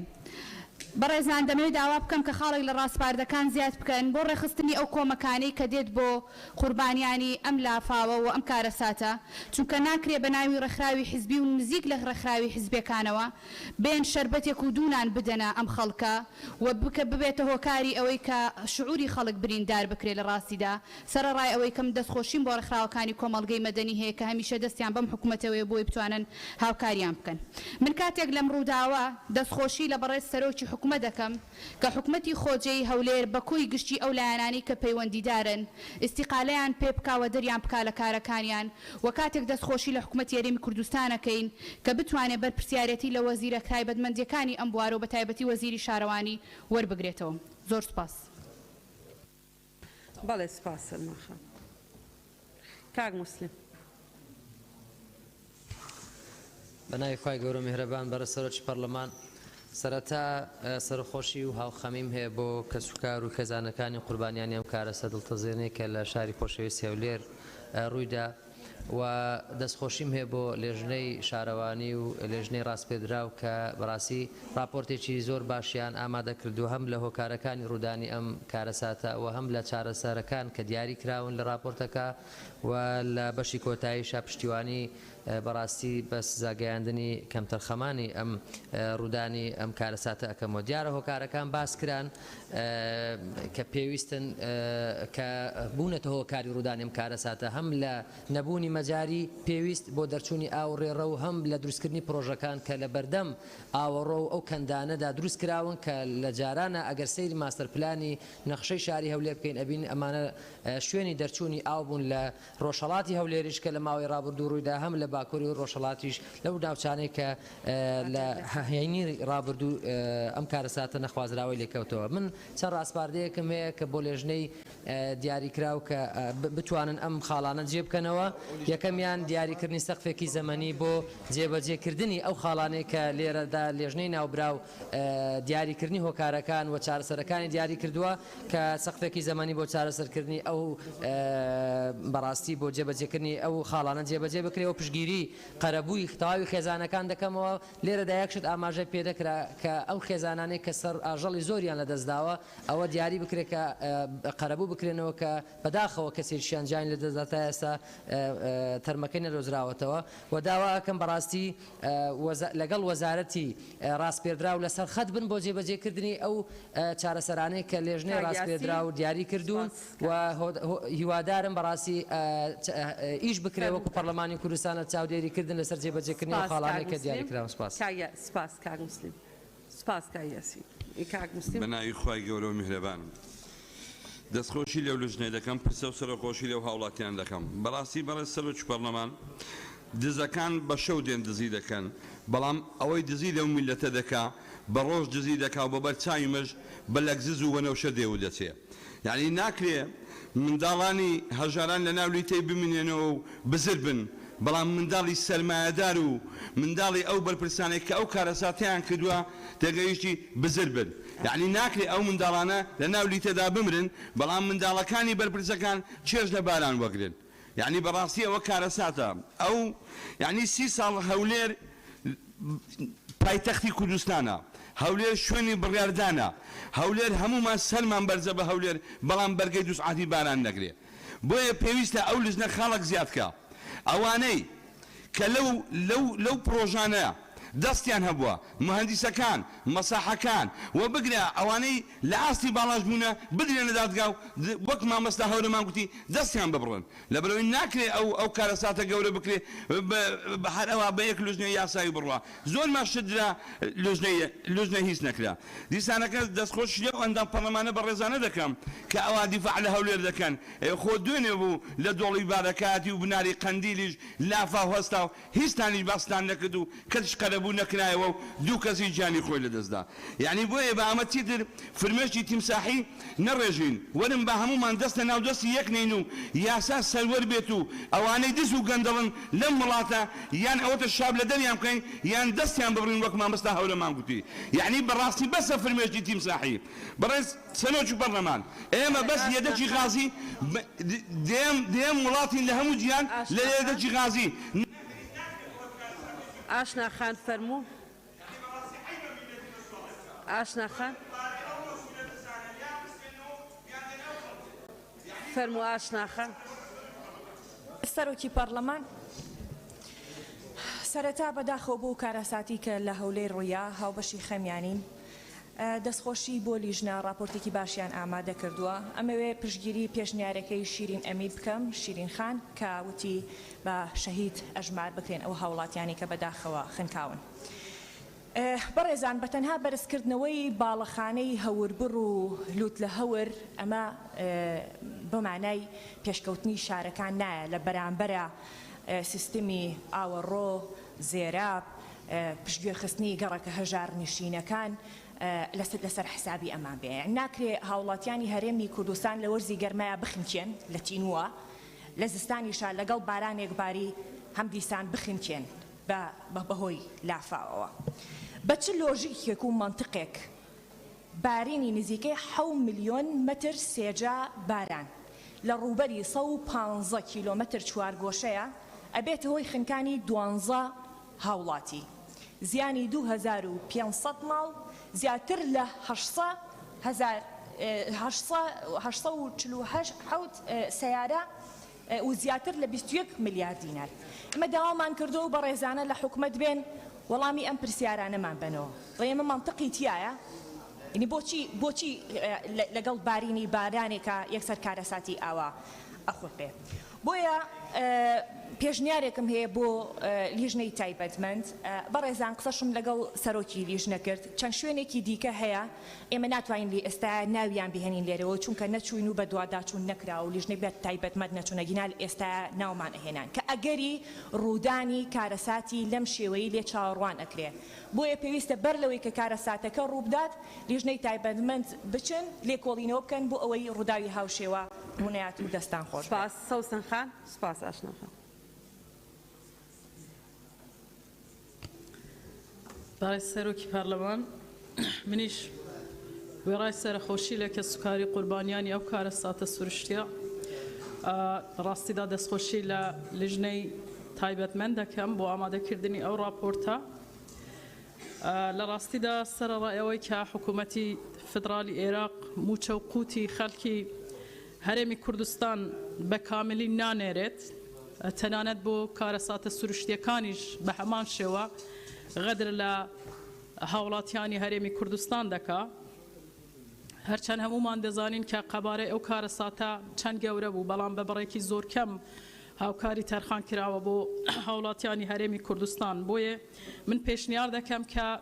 لیژنەی تایبەتمەند بەڕگەیەک زیاد بکەن بۆ ئەوەی کە داوا لە حکوومەتی فدرالی عێراق بکەن کە بارک و واجبی خۆیان هەڵسن و فەرق و جیاوازی لە نێوان هاوڵاتیانی عێراقدا نەکەن بەو پێیە کە ئێمە لە هەرێمی کوردستاندا کە چەندین ساڵە بەپێی حکوومەتی شەراکەت و تەوافقی یعنی کار دەکەین لەگەڵ حکوومەتی فدرالی عێراق بەڵام تا ئێستا قەرەبووی ئەمفال کراوان جینۆساید کراوان یعنی نەدراوە و لەم کارە ساتە سروشتیانەش بە هەمان شێوە دەیانەوێ غەدر لە هاوڵاتیانی هەرێمی کوردستان بکەن لە ڕاستیدا پێشنیارێکی ترم بۆ حکوومەتی هەرێمی کوردستان ئەوەیە کە چیتر ڕێگان نەدەن کە مقاولەکان یان بەرپرسەکان بۆ بەرژەوەندی خۆیان تەجاوز بکەنە سەر مولکی گشتی بۆ سوود و بەرژەوەندی خۆیان تا ئەو کارە ساتە سروشتیانە دووبارە نەبنەوە لە ڕاستیدا ئەوەی کە تۆزێک یعنی زەمیر و وجدانی هەبێ دەبێنێ کە حکوومەتی هەرێمی کوردستان یعنی بەڕاستی هەر لە سەرەتاوە یعنی ڕێکاری زۆر باشی گرتۆتە بەست بەروە یعنی هەموو بەرپرسەکان کۆکراینەوە تەنانەت سەرۆکی حکوومەت دوو جار یعنی بەشداری لەو لافاوە کردووە و سەردانی کە سوکارەکانی کردووە سەردانی زەرمەندانی کردووە و بەپەلە ڕێکارەکانی پێویستی گرتۆتە بەر من یەک خاڵی ترم یعنی دەمەوێت ئێزافە بکەم بۆ ئەوەی کە لیژنەی شارەوانی ئەگەر لەمە دوایان بۆیان بنووسە بۆیان بنووسە دکتۆرە گەلاوێش زۆر گرنگ بووە ئەگەر بڵێم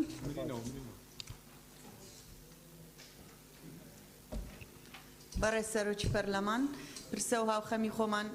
ئاراستەی قوربانیانی ئەو لافاوی ڕووداوی هەولێر دەکەین شاری هەولێر دەکەین دەستخۆشی لە لیژنە دەکەین و دەستخۆشی لە ڕۆڵی حکوومەت و ڕێکخراوەکانی کۆمەلگەی مەدەنی و هەموو یەکە ئیداری و کارگێریەکان دەکەین بۆ بەهانەوان چوونی هاوڵاتیان دەستخۆشی لەو ڕاستپاردە و پێشنیارانەی لیژنە دەکەین دوو ڕاستپاردە و پێشنیارم هەیە پێم باشە ئەگەر لیژنە ئیزافەی بکاتن یەکەمیان ئەو هۆکارانەی کە ئاماژەیان پێکردووە بە شێوەیەکی زانستی و توێژینەوە دیراسە بکرێت بە هاوکاری لەگەڵ زانکۆکان و پسپۆرانی شاری هەولێر دووەمیان میدیاکان ڕۆڵی ئیجابی بجێڕین لە کاتی ڕوودانی ئەو کارەساتە سروشتیانە بۆ هۆشیارکردنەوەی هاوڵاتیان و چۆنیەتی خۆپاراستنی ژیانیان و نەشلەژانی هاوڵاتیان و ڕێنمایش بە هاوڵاتیان بدەن بە ڕۆڵێکی ئیجابی بۆ ڕزگارکردنی گیانی خۆیان زۆر سپاس سپاس دکتۆرە دکتۆر زێدان بەڕێز سەرۆکی پەرلەمان وێڕای ئەوەی کە ئەندامی لیژنەمە ماوەیەکی زۆر سەرقاڵی ئەو راپۆرتە بووین و هیواخوازین لایەنە پەیوەندیدارەکان بە جددی کاری لەسەر بکەن بەڵام چەند تێبینێکی تری ئیزافیم هەیە کە بەشێکیان کە نەمانویست خودی راپۆرتەکەشدا ئاماژە پێ بکرێت بۆ نمونە لە کاتی ڕوودانی ئەم لافاوە من و بەڕێز کاک نزار و دکتۆرە گەلاوێش ڕاستەوخۆ سەردانی شوێنەوەکەمان کرد چەند داواکاریەکی خەڵکەکە هەبوو لە ناو گەرمەی لافاوەکە گەیاندمانە لایەنە پەیوەندیدارەکان بەپێی بەدواداچوونی بەردەوام هەر لەو کاتەدا چارەسەر کران بەڵام پێویستی نەدەکرد لێرە ئاماژەی پێ بکەین و بۆیە نەنووسران خاڵێکی تر لە دوای سەردانیکردنی بەڕێز سەرۆکی حکوومەت لیژنەیەک پێک هاتووە بۆ بەدواداچوونی و خەڵانی کە ئەمەش بەشێکمان لێرە ئاماژە پێکردەوە بەڵام پێشنیارێکی ترم هەیە و ئاراستەی حکوومەتی هەرێمی کوردستانی دەکەم ئەگەر بەشێک لە کەم تەرخەمی لە کارەکاندا هەبوو بێ لە ڕابردوو بە پێویستی دەزانم کە ئەم لیژنەی ئێستا پێک هاتووە بە سەرۆکاتی جێگری پارێزگا و چەندین بەڕێوەبەری گشتی لە وەزارەتە معنیەکان پێشنیار دەکەم لیژنەیەکی تری باڵا لە بەڕێز وەزیری ناوخۆ وەزیری شارەوانی پارێزگاری هەولێر سەرۆکی دەستەی وەبەرهێنان و بەرپرسی فەرمانگەی بەدواداچوون لەم 5 بەڕێزە پێک بێت بۆی لە ئاستی باڵا بن لەگەڵ ئەو شوێنانەی کە گومان دەکرێت کە کەسێک سەرڕۆیی کردبێت لە دەسەڵاتی لیژنەی یەکەمدا نەبێت بۆی بە پێویستی دەزانم لیژنەیەک لەم کەسە بەڕێزانە پێک بێ و خاڵێکی تریش بەڕێز لیزاخان ئاماژەی پێکرد کە حکوومەتی عراقی هاوکاری لوبنانی کردەوە و لە هەمان کات بۆ بەرچاوڕوونی ئێوەی بەڕێزش حکوومەتی عراقی تەنها بۆ لایەنی تەندروستی و چەند لایەنێکی تر لە چەند ڕۆژی ڕابردوودا 7 ملیار زیاتر لە 7 ملیاری بۆ فەڵەستین تەرخان کردووە بەڵام ئامادە نەبووە لە 2 ملیار زیاتر بۆ هەولێر تەرخان بکات زۆر سپاس. بەڵێ سپاس کاکتۆر. کاک فەیساڵ.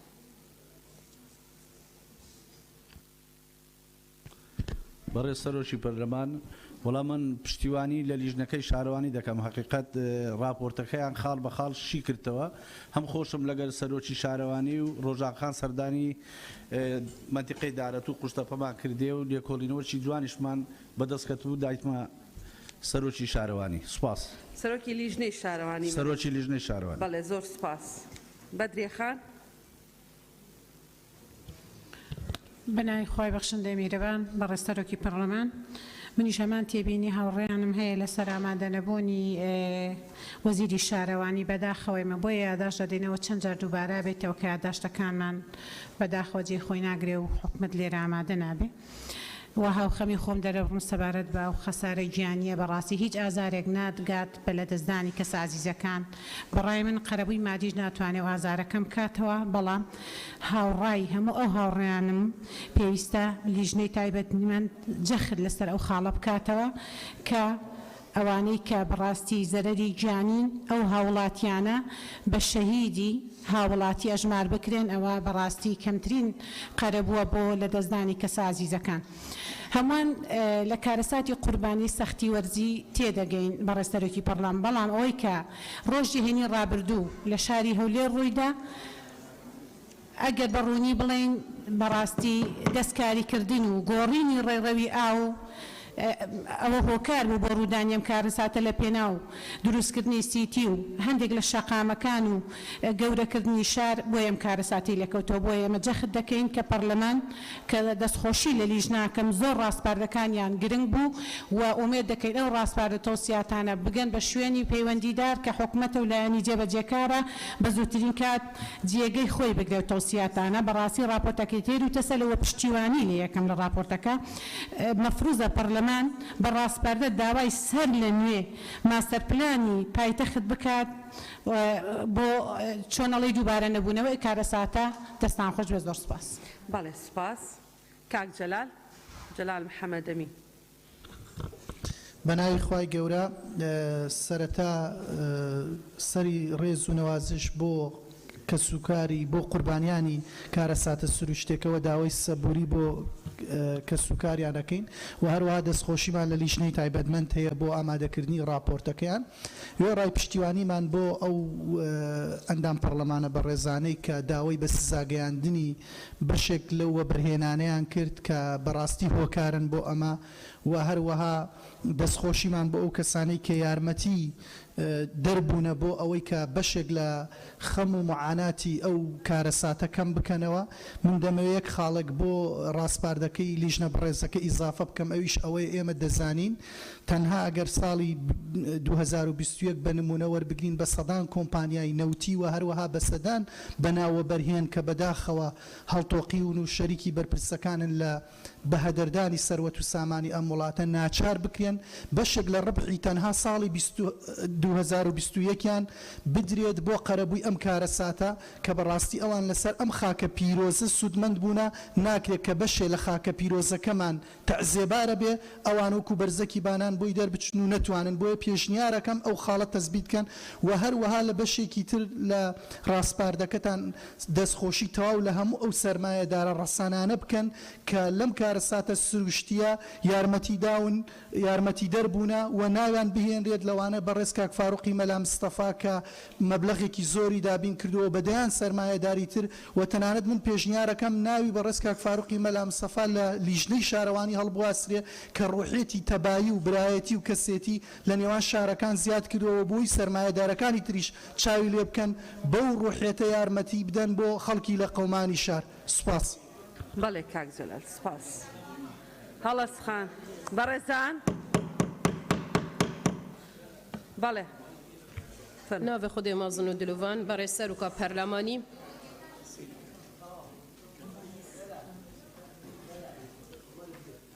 بەڕێزان بێدەنگ بن بۆی هەڵەس خان قسە بکە. برای سروکا پرلمانی هەلی سەحمەد پێش چەندین ڕۆژە کوف کارەساتاری دەتن ئەکید حکوومەتە هەرێما کوردستانی ئاگەهدار بوو کودێت وی ماوەیدا باران بارن دێلافا و دروست بن. آیا بسیار اوه انزانم شلجنی بکم شوازیرا بکم کلویر آماده نبوینه پلان حکومتی چه بو وی دمی بو ریبونا اوه لافاوا هنه آیا پلان هبو آیا لجنی آگه الپلان حکومتی هبو کو اف حکومت هنه چه آماده کاریت مادی و لوجستیک کربون کو اف لافاوا هنه هند بر بلاوه نبتن و زیانت هند مازن نه کرنه نو کبون منو دهوکی یک ریباری هشکارو نو که از خاصت که مش لجنه معنی بدوادا چونی بکن چونکی دهوکی شیال برسرایه آیا و دو بودجه بو هات نترخان کرنه افری بار هشکارو حتی نو که بوچی نکتیت باره جبهه که ندا صباحی حکومت ملزم بدیسا 2 میلیارد ابو خلک دهوکی جی بو قربو کرنوانا ترخان بکتن بسیار دیتر اوه از حس کم لجنه پیش حکومتی و اگر بشیتن جواب میدادن آیا بوچی اگر دم کارسات شد بتن دبینی رکخرا و کمپانیت یت کرت تایبت و یت حزبی پرول حکومت راد بن آیا حتی نو کشاروانیه بون مناز جاره کادی بیشمل دهو کس آماده بو متوان لافاوت اول دهو که دا چی بوین داخازش حوالاتیات کرن مکاینا بینن کوریکا وکن بريكا فكان داخلك بشيت نشمالت خبرة فتن بوشي حكومات حتى نو كمكائن نينن دوزر نينا آليات نينن كو أجر كارسات هو صاريب دتن فعلا تهانا خلقي دابتشتن أجر حكومات 22 مليار وزيدتر نبتن قربويا فان هوالات زيان في كفتي بكتن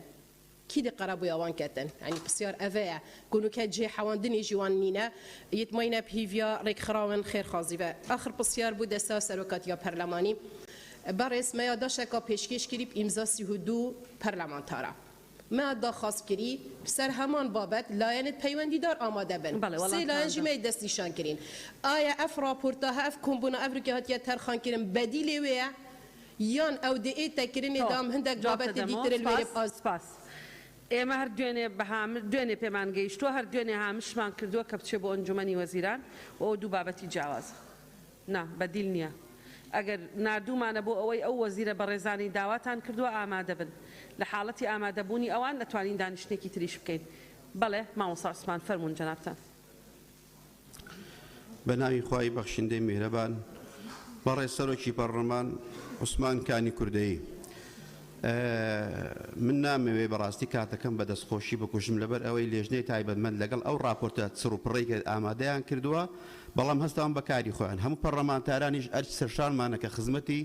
ئەم خەڵکە و ئەم خاکە بکەین منەت نەبێ و خێریش نییە بۆیە من بە فەرمودەیەکی گەورەمان عومەری کوڕی خەتاب دەست پێ دەکەم کە دەفەرمێ ئەگەر حیوانێک لە شاخەکان هەڵدێرێ خوا من محاسبە دەکات لەوەی کە بۆ ڕێم بۆ حیوانێک خۆش نەکردووە ئێستا ئێمە وەکو پەرلەمان و هەموو تیمی حکومیت بەڕاستی لەو کارەساتە تاوانبارین لەوەی کە نەمانتوانیوە ئەگەر ئافاتەکە سەماویش بووە بەڵام بەدەنجانەوە نەچوین تا ئێستا وەزیرێکی بەڕێز ئامادە نەبێ بۆی لێپێچینەوەی لەگەڵ بکرێ بۆی کوا گفتوگوی تەوەرەکە بکرێ ئەو هاوڵاتەن لە دوێنێەوە چاوەڕوان دەکەن ئەم پەرلەمانە بەڕێزە بڵێن بڕیارماندا یان داوا دەکەین یان پێشنیار دەکەین بڕی ئەوەندە مەبلەغە پارەیە بۆ ئەو زەرمەندوانە دیاری بکرێت لەبەر ئەوەی کە زەرەکە هەر مادی نییە زەرەکە معنەویشە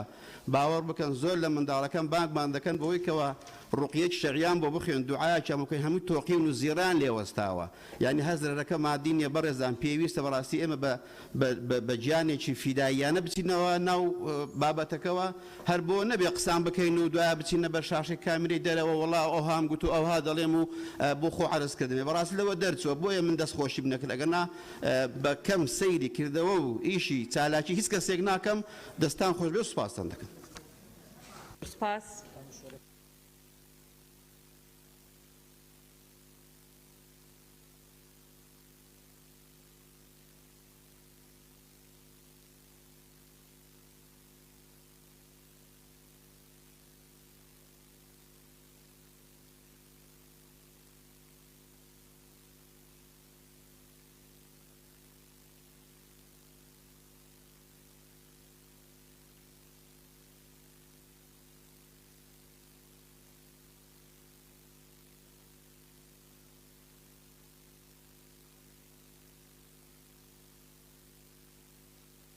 بەڵێ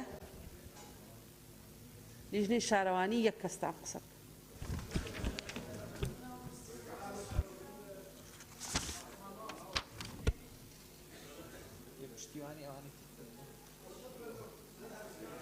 بەڵێ وەڵا گوڵستان خانم نەبینی بەڵێ گوڵستان خان وڵات داوای لێبوردنە لێکەم نازام زۆر سەیرە ببوورە وەڵا ببووراوی ئاساییە دکتۆرەکە بەڕێز سەرۆکی پەرلەمان من بە ناوی فراکسیۆنی گۆڕانە و پرسە و هاوخەمی خۆمانەگەێنین بە خانەوادەی قوربانیان و ئەو خانەوادانەی کە تووشی زەرەر و زیان بوون بەهۆی ئەم لافاوە و دەستخۆشی لە بەڕێزان ئەندامانی پەرلەمانەکەم لەو لیژنەیە بۆ ئامادەکردنی ئەو راپۆرتە من داواکارم ئەو وەبەرهێنانی کە بوونەتە هۆکار بۆ ئەوەی کە ئەم کارەساتە ڕووبدا سزا بدرێن و قەرەبووی ئەو زیان لێکەوتوانە ئەوان بیدەن چکە بەناحەق ئەم کێشیان تووشی خەڵکی و لێر کرد لە کاتێکا لە ساڵانی ڕابرد و ڕێژەیەکی زۆرتر باران باریوە بەڵام بەم شێوازە خەڵک تووشی کارەساتێک نەبووە کە ماڵ و خێزان و ژیانی تیا بچێت و داواکەم ئەو قوربانیانە بە شەهید هەژمار بکرێن نوێ ڕایەوەی کە هەولێر لە ڕووی تۆبۆگرافیەوە شوێنێکە دەشتە و ئەم دەشتە خۆی هەڵناگرێت لەمە فراوانتر بکرێت ئەگەر مشوری زێراب و ئاوەڕۆکانی نەخورێت و ئەشێت ئەم دەشتە یعنی حدودێک بکرێت بە دەوریا بە چاڵی گەورە کە ئەکرێت 500 متر بە 500 متر بۆی ئەو ئاوانەی کە دێن و ڕێڕەوەکەیان گیرا بچنە ناو ئەو چاڵانە هەم یارمەتی ئەوە بدا کە ئاوی ژێر زەوی زیاد بکرێت بە قوڵایی 10 متر و ئەتوانن شار بە شێوازێکی کە بگوێزنەوانێ ئێستا ئێمە بینین هەر لە سلەیمانی ئەو قەرەباڵغێ زۆرە هەڵناگرێ شارێکی کە لە سیتەک و لە مێرگەپان وانە دروست کراوە کە ژمارەی دانیشتوان ئێرش مەجای تیاتوانن شارەکە بگوێزنەوە بۆ لای پیرمان بۆ بەردەمی ئەو شوێنەی هەنارە کە شوێنی بەرزەوە یارمەتی دەرە بۆی کە خەڵک تووشی ئەم کارە ساتانە نەبێت و من داواکەم حکوومەتی هەرێمی کوردستان خەم لە ئاوەڕۆ بخواوە ئەو سیستمەت بە ئەرکی خۆی بزانێت چارەسەری بک بۆ ئەوەی چیتر کارەساتی لەو شێوە دووبارە نەبێتەوە زۆر سپاسدانەکەم. سپاس گوڵستان خان بۆ دەنگدان لەسەر ڕاستپاردەکان نیسابمان نییە بەڕێزان 52 ئەندامی بەڕێزی پەرلەمان لە ژوورەوە کاوەشمان فەرموو بە ڕەفیقەکانتان بڵێن بۆی بێنە ژوورەوە بۆی بتوانین دەنگ بدەین لەسەر دەستخۆشیمان لە لیژنەی تایبەتمەند و لێرەوە سەرخۆشی خۆمان ئاراسی قوربانیانی لافاوەکەی شاری هەولێر و هەروەها هاوخەمی خۆمان بە زیان لێکەوتوانی ئەو کارەساتە ڕدەگەێنین دیارە بۆ چارەسەری کێشەی لافاو لە جستاندا لە شاری هەولێر و هەروەها بێ ئاوی لە هاویندا من پێشنیار دەکەم ڕێڕەوی ئەو ئاوانەی کە کەوتونە سەر و شاری هەولێرەوە هەمویان بگۆڕدرێن و هەروەها لە چوارچێوەی بەنداوێک یا بۆندێکدا کۆ بکرێنەوە بۆ ئەوەی بتواندرێت لە زستاندا بە دوورمان بکات لە بەڵای لافاو و هەروەها لە زستانیشدا بتوانین سوودمەند ببین لە ئاوەکەی بۆ شاری هەولێری خۆشەویست و هەروەها لێرە من پێشنیارێکم هەیە بۆ لیژنەی تایبەتمەند ئەویش ئەوەیە کە پێویستە بۆ هەر زیان لێکەوتوویەک یەک بڕی یەک پارچە زەوی وەکو قەرەبوو بدرێت بە زیان لێکەوتوان ئەوانەی کە زیانی زۆریان لێکەوتووە هەروەها ئەم بڕیارە تەواوی شار و شارچکانی تریش بگرێنەوە وەکو برادران باسییان کرد لەبەر ئەوە لە ئێسادا حکومەت لەوانەیە بیانووی ئەوەی هەبێکەوە قەیرانی دارایی یاخود لەوانەیە پارەی پێویست نەبێت بۆ ئەوە پێم وایە پارچەیەک زەوی زۆر گونجاوەوە هەروەها دانانی بوق بۆ ئەو گەڕەکانەی کەوا مستەهدەفن بۆ لافاو کە لە کاتێکدا لە نیوە شەوێکدا لافاوێکدا ئەگەر بوقێکە بێت لێ بدرێ بوق ئاگادارکردنەوە هەروە یەک دەخەتخوا بە هەروەچوونی کاگەسمە تا بەڵێ بەڵێ سپاس لێ پەرلەمان نییە با دروست ببێتەوە ئینشاءالله بەڵێ نقطەی نظامی تێماوەسا بەڵێ فەرمو بەڕێزان بەێنە ژوورەوە بەڕێ سەرۆکی پەرلەمان هەورامان گەچێنەی لە ڕاستیدا لیژنەی بەڕێز هەڵساوە بە ماندووبوونێکی زۆر و گفتوگوی پەرلەمانتاران بەڵام بەڕێ سەرۆکی پەرلەمان من ئەوە دوو خولە لە پەرلەمانی کوردستانە ئەم جەنابی شت پێکەوە بووین هەشت دانە ساڵە لەم پەرلەمانی کوردستانە ئێمە ڕاستپاردە دوای ڕاستپاردە ئەنێرین یەک ڕاستپاردە لەلایەن حکوومەتی هەرێمی کوردستانەوە جێبەجێ نەکراوە بەبەڵگە هەر ئەم لەم خولەیە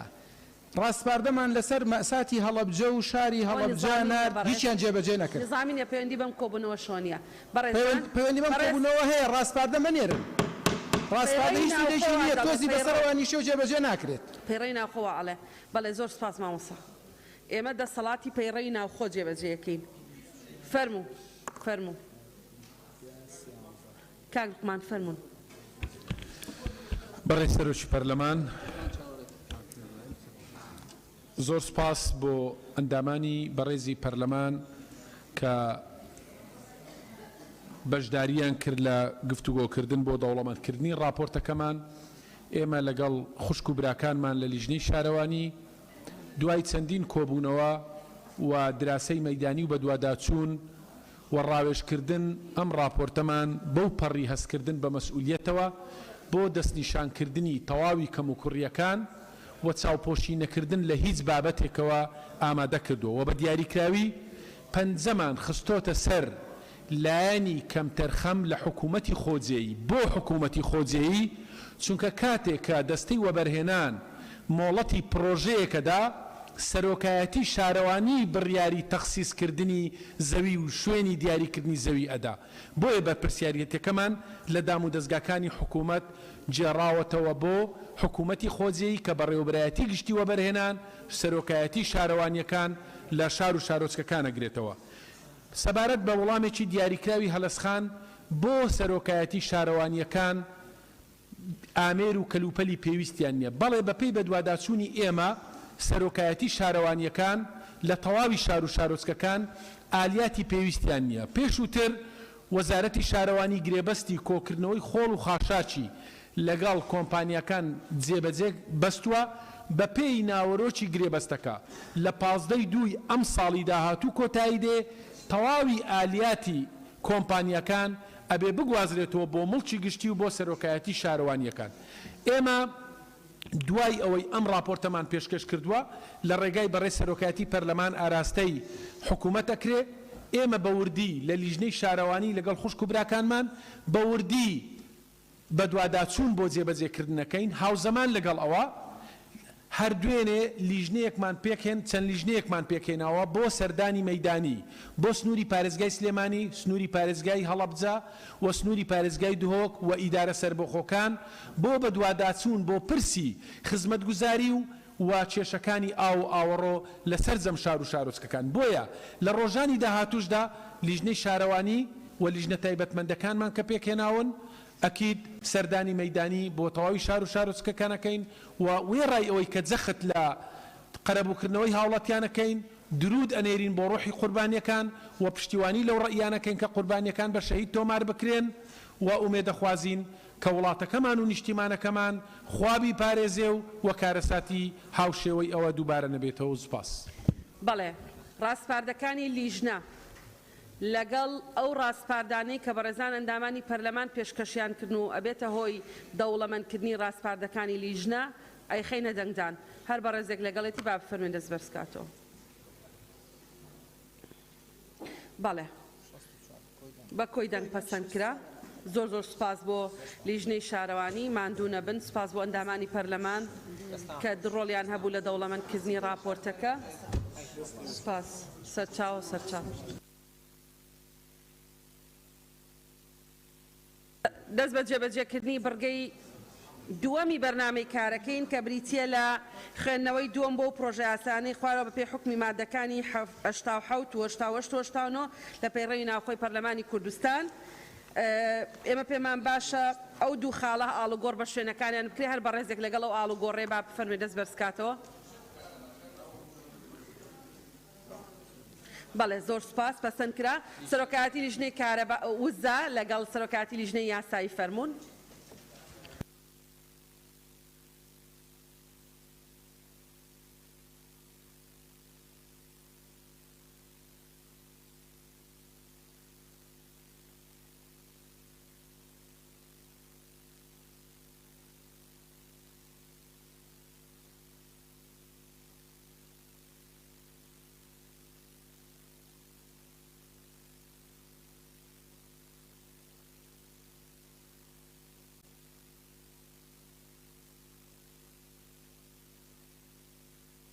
کاک سەروان فەرموو. بە ناوی خودای گەورە و میهرەبان. بەڵێ سەرۆکی پەرلەمان ببوورە دوێنێ لە دانیشتنی دوێنێ ژمارە 12 ئاماژە بەوە کرا کە گروپێک یان پەیجێک یان ڕێکخراوێک ئەگەر سوکاتی بە پەرلەمان کرد لێی بێدەنگ نەبین بەڕاستی. ئەو پرسە کرا و پرسیار ئاراستەی سەرۆکاتی پەرلەمان کرا. باشە بۆ ئێمە ئەگەر ڕێکخراوێک یان گروپێک یان پەیجێکی کۆمەلگای مەدەنی ئەگەر تەهەجومی سەر پەرلەمان بکات ئێمە هەمومان ناڕازین، بەڵام لە کەناڵێکی ئاسمانی لە هەڵەی پەیامنێرێک هەڵەکە لە خۆیان بێت سوکاتی لەو کەناڵە بە پەرلەمان و پەرلەمانتاران بکرێت لێ بێدەنگین. ئەمن ئەوە ئاراستەی بەڕێستان دەکەم وەکو سەرۆکاتی پەرلەمان کە ئەو کەناڵە و ئەو پێشکەشکارە و ئەو پەیامنێرە داوای لێبوردن بکات بەڕاستی.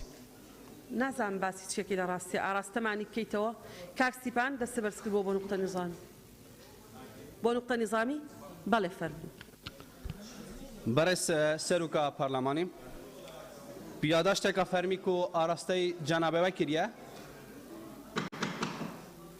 بەڕێز سەرۆکا پەرلەمانی پیاداشتێکە فەرمیک و ئاراستەی جەنابەوە کردە لەسەر جیاوازیە موچە و پلەبەرزکردنا فەرمانبەرên هەرێما کوردستانê ku ji sala 2015 ta 2021 were pilebezkirina fermanbera nehatiye kirin. Ev jî bûye hokara wê çendê ku pareyekê zûr li van fermanbera bihête birîn. Her yek ji wan ji 6000 heta ku 300,000 jî hatiye birîn çikû mafekî yasawiye hatiye pêşîl kirin. Ku li sala 2016 bi biryareka neyasayî encûmenî wezîran pilebezkirina fermanberan hatiye birîn. Ev jî bi şêwazekî ji şêwazekî mehane pare ji fermanbera tête birîn bê ku fermanbera agah jî hebîn. Lebra vê nûsrayê birêka arasteyê encûmenî wezîrat kirin ji bo yekê pêdaçûn bi vê biryarê û ev biryarê bihêta razvekin û mafê yasayê fermanberan bihête zivrandin. Zor spas. Bale zor spas. Bale Serçinan xan. بەڕێ سەرۆکی پەرلەمان چاکسازی ژمارە 20 ساڵی 2 ساڵی 2020 کە پەرلەمان دەری کردووە و ئەنجومەنی وەزیران بڕیاری هەر سێ مانگجارە راپۆرت بنێرێت سەبارەت بە شێوازی جێبەجێکردنی یاساکە. بەڵام ئەو حەڤە مانگ تێپەڕیوە تا ئێستا دوو راپۆرت گەشتووە بۆیە راپۆرتی شەشەم بەهاتایە کە ئەم فشارەی حکوم ئەنجومەنی وەزیران نایکاتە سەر وەزارەتەکان و ئاکا کاری وەزارەتەکان سز بێ لە جێبەجێکردنی یاسای چاکسازی یەک نمونەی بەسیط لە وەزارەتی پێشمەرگە. پێداچوونەوە بە میلاکاتی تەنها فەرمانبەرانی مەدەنی کراوە یەکەی 78 پێداچوونەوەی بۆ نەکراوە. خاڵێکی ترجگەل لە یەکەکانی 78 بەشێکی بەرچاوی فەرمانبەرانی دامەزراوەی ئەمنی کە نزیکەی 6,000 فەرمانبەرن تا ئێستا بایۆمەتریان بۆ نەکراوە کە لە یاساکە تەکی دەکاتەوە سەری. خاڵێکی تر سەر ڕایەوەی وەزارەتی پێشمەرگە بڕیاری دا یەکەکانی 78 موچەکانیان لە ڕێی یەکەی ژمێریاری یەکگرتووە وەربگرن بەڵام ئەو بڕیارە جێبەجێ نەکراوە تا ئێستا بە گوژمە پارەیان بۆ بە موچە پێ ئەدرێت. لەبەرەوە کاکمەم یەک دقیقه.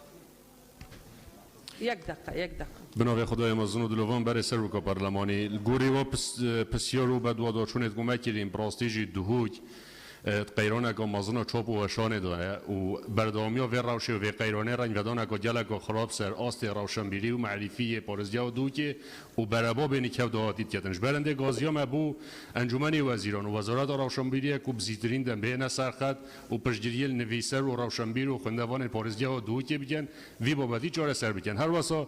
داخواست جناب عوض کن و کولش ناتایبر مالجدار روشنبیری راست پیرن بهند دیفچورا وی بابتی بگن و چاره سریع وی بابتی بیاد کن چنکی دوکی قیرانه که مازن و چوب و شانه دو براستی. بله سپاس او بابتانه ابي بياداشت اراستی سروکاتی بکری ایمش لیجنا راد اسپری بله مجدخان برای سروکی پارلمان ئەروەک زانیمان دوو مانگ بوو موچە نەدرابوو و دوێنێ پێرەوتیان موچەی مانگی 12 لە مانگی یەکدا دابەش دەکرێت بەڕێز سەرۆکی پەرلەمان خەڵک کرێتیە و ینی لە بارودۆخێکی قەیراناویدا دەژی چۆن دەبێ ئێمە نەوت دەفرۆژین 200 ملیارەکە لە بەردەزایە چۆن دەبێ مەعاش بکێتە دوای سەری ساڵ با بە پشووی سەری ساڵ چ پێویستە بۆ خەڵکی بێ پارە و جیرفان بەتاڵ سەری ساڵ بۆ ئەوانە نییە سەری ساڵ بۆ خواپێداوانە پێویست ناکە بە بیانوی عطلەی سەری ساڵەوە ئەوە دوا بخرێ بەرە سەرۆکی پەرلەمان بە دووەدا چوونم کردووە لە یەک وەزارەت لە سەدادەی کە چاکسازی کردووە ملیارێک و 603 میلیۆن دینار گەڕاوەتەوە بۆ حکوومەت یعنی لە خەرجی موچە کەم بۆتەوە باشە چۆن دەبێ خەرجی موچە ئێستا زیادی کردووە یعنی چاکسازی بۆنەوە بەناوی خوای گەورە بەڕێز سەرۆکی پەرلەمان بۆ سەرۆکاتی پەرلەمانی کوردستان بابەت راپۆرتی لیژنەی تایبەتمەند کە ڕاستاندنی بۆ کراوە لەلایەن لیژنەی کاروباری یاسایی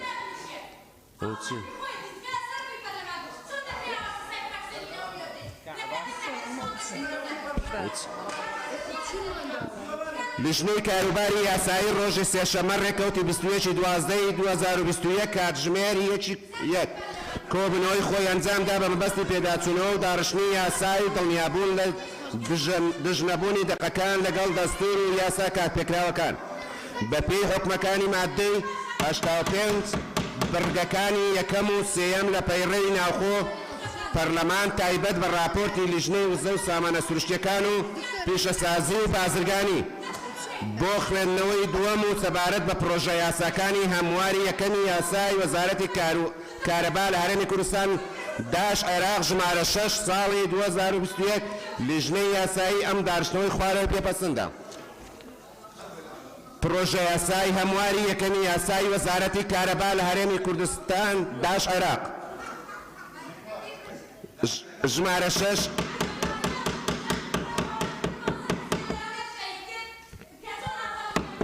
مادەی یەکەم بەردەوام بە کابە خاڵی سێیەم لە بڕگەی دووەم لە مادەی 8 هەڵدەوەشێتەوە و بڕگەیەک بە زنجیرەی سێم بۆ مادەکە زیاد دەکرێت بەم شێوەیە دەخوێندرێتەوە سێم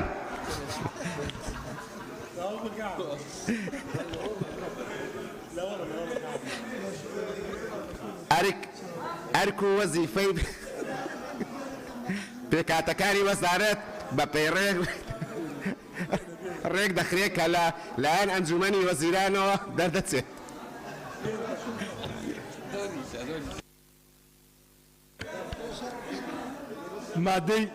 مادەی دوو پێویستە ئەنجومەنی وەزیران و لایەنە پەیوەندیدارەکان حکومەکانی ئەم یاسایە جێبەجێ بکەن مادەی سێ کار بە دەقی هیچ یاسا و بڕیارێک ناکرێت کە لەگەڵ حکومەکانی ئەم یاسایەدا ناکۆک بێت مادەی چوار ئەم یاسایە لە ڕێکەوتی بڵاوکردنەوەی لە ڕۆژنامەی فەرمی وەقایعی کوردستاندا جێبەجێ دەکرێت هۆیەکانی دەرچواندن بە مەبەستی دەستنیشانکردنی لایەنی پەیوەندیدار بە دیاریکردنی ئەرک و وەزیفەی پێکهاتەکانی وەزارەتی کارەبا لە هەرێم ئەم یاسایە دەرچوێنرا ڕێزان هەر بەڕێزێک لەگەڵەوەی راپۆرتەکە بخرێتە گفتوگۆ با فەرمێ دەست بەرزکاتەوە هیچ جیاوازێک نییە لە بینی راپۆرتەکە و ئەسڵی پرۆژەکە بەڵێ پەسەند کرا ناونیشان بخوێنەوە کاک بژار ناونیشان بخوێنەوە لە بەردەوام بن تا شوێنەکانیشیان غەڵەتە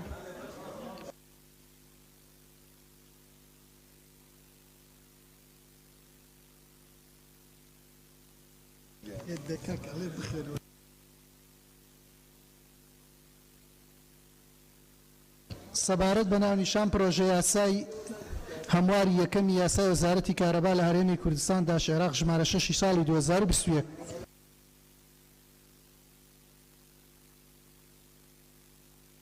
بەڕێزان دەست بە گفتوگۆکەین لەسەر پرۆژە یاسای هەمواری یەکەمی یاسای کارەبا لە هەرێمی کوردستان بە خوێندنەوەی ناونیشان دەست پێکەین هەر بەڕێزێ قسەی هەیە لەسەر ئەو ناونیشانە با دەست بەرزکاتەوە بۆ قسەکردن نییە مادەی یەک خوێندنەوە مادەی یەک مادەی یەک خاڵی سێ لە بڕگەی دووەم لە مادەی هێشت هەڵدەوەشێتەوە بڕگەیەک بە زنجیری سێم بۆ مادەکە زیاد دەکرێت بەم شێوەیە دەخوێنرێتەوە سێم ئەرک و وەزیفەی پێکاتەکانی وەزارەت بە پەیڕەیەک ڕێک دەخرێت کە لەلایەن ئەنجومەنی وەزیرانەوە دەردەچێت.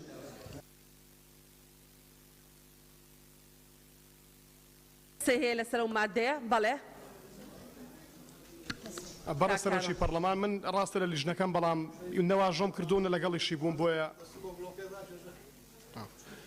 بۆیە قسە دەکەم بەڕێ سەرۆکی پەرلەمان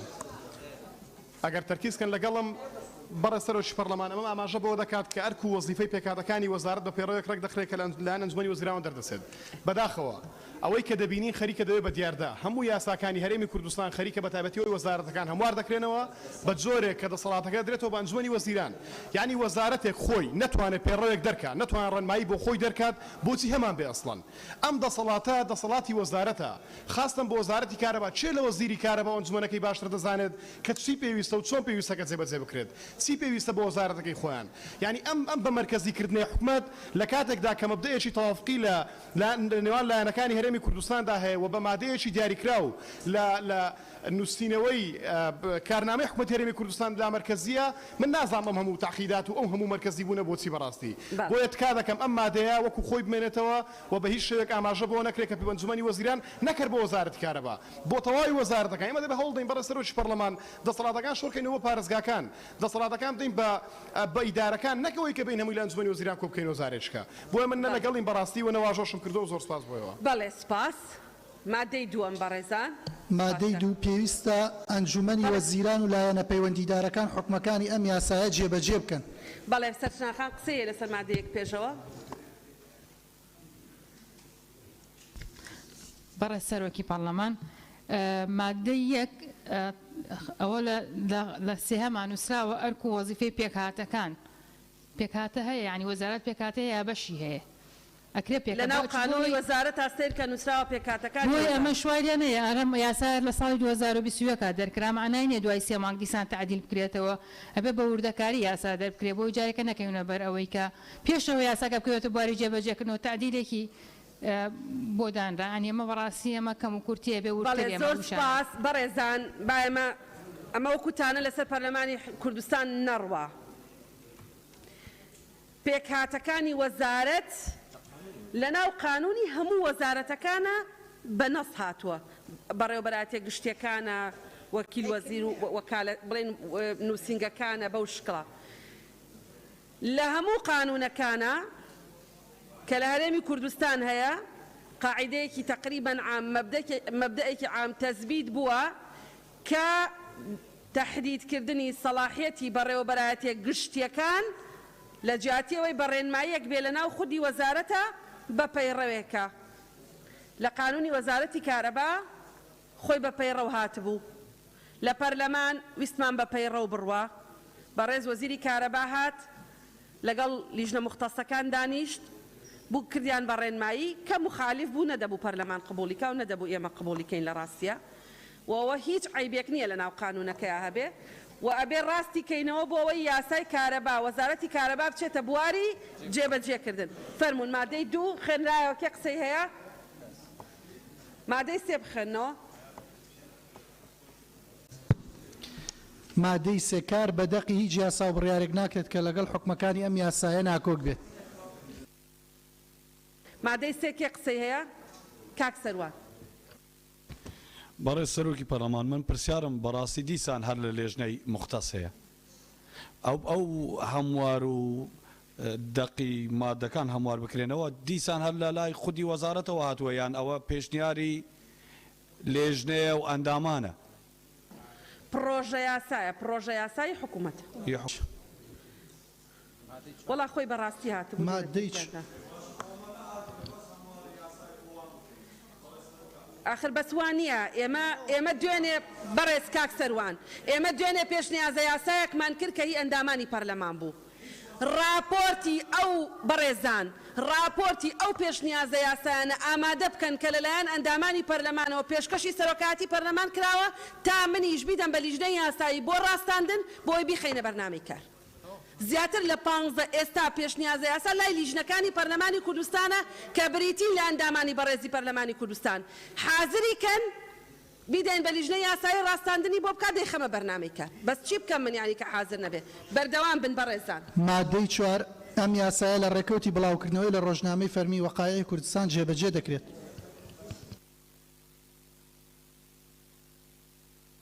مادەی 4 بەڕێزان کێ قسەی هەیە؟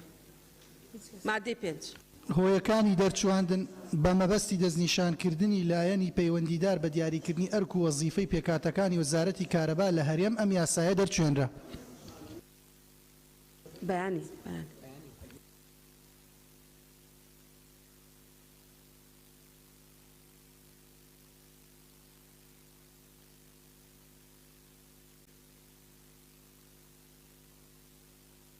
بەڕێزان فەرمودانیشە بەڵێ بەڕێزان هۆکانی دەرچوون خێنە کێ قسەی هەیە فەرمو کاکاروان. بەڕێز سەرۆکی پەرلەمان بەداخەوە دەزانم کە هیچ شتێک ناگۆڕێگەر بشێڵێن بەڵام بەرپرسیارەتێکی قانونی و ئیداری و ئەرچی پەرلەمانی خۆمامە دووبار ڕوون دەکەمەوە. دەستنیشانکردنی لایەنی پەیوەندیدار بۆ دیاریکردنی پێکاتە و ئەرک و وەزیفەی وەزارەتی کارەبایە هەر وەزارەتێشتر بەڕاستی ناکرێت لە دەسەڵاتی ئەنجومەنی وەزیراندا بێت. یاخود بە پێڕەوەی بدرێ بە ئەنجومەنی وەزیران. من ئەمە دووبارە دەکەمەوە بۆ تاریخ و مێژوو دێڵم. ئەم حکومەتە بۆ شێوە پێکاتی ئێستا ڕەنگە نەمێنێتەوە چەند ساڵی داهاتوو. ئەم قانونەش بۆ ساڵێک و 2 ساڵ و 10 ساڵ نییە. ئەمە قانونە بۆ خەڵکی کوردستان و بۆ تەنظیمکردنی کارە ئیدارەکانی حکومەت هەرێمی کوردستانە. بۆیە بەڕاستی ناکرێت ئەو هەموو دووبارە سنترالایزیشن و ئەو هەموو مەرکەزیکردنی حکومەتی هەرێمی کوردستان بۆ شێوەیە بۆیە تکا دەکەم ئەگەر هەر کاتەکەمە خرایا دەنگدان ئەندامانی بەڕێزی پەرلەمانی کوردستان دەنگ بە یاسایانەدەن. زۆر سپاس.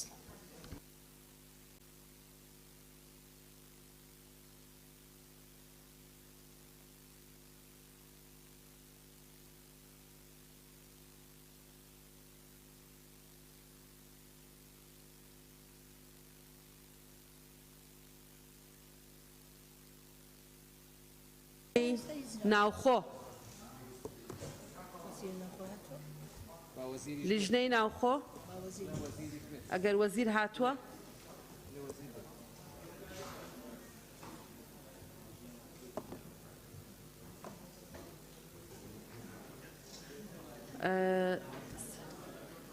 بڕیاردەر کێیە؟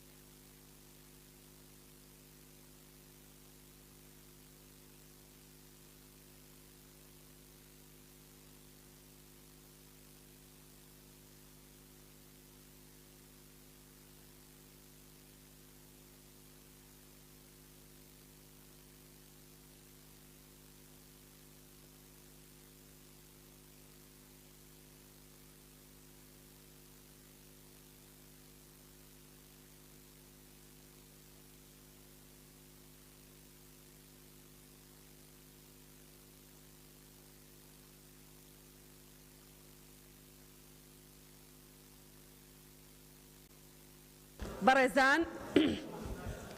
پرۆژە یاسای چەک لە هەرێمی کوردستان ئەمڕۆ گفتوگۆی دووەمی یەکەین و پرۆژە یاسایەکی گرنگە و باس لە زۆر بواری پەیوەندیدار بە چەکەکە. بۆیە پێشنیارەکەم ڕەزامەندی بفەرمونون لەسەرەوەی بە تەنها پەخش ڕاگرین بچێتە پرۆتۆکۆڵ بەڵام بە تەنها پەخش ڕاگرین. هەر بە ڕێزێکی لەگەڵە با دەست بەرزکاتەوە. بەڵێ سپاس پەخش نابێ. ئەتوانن ئێوە لێرە بن بەڵام پەخش نابێ. نهێنی نییە بەس پەخش نابێ. فەرموون تەواو سپاس. عليكم السلام عليكم السلام بخير بن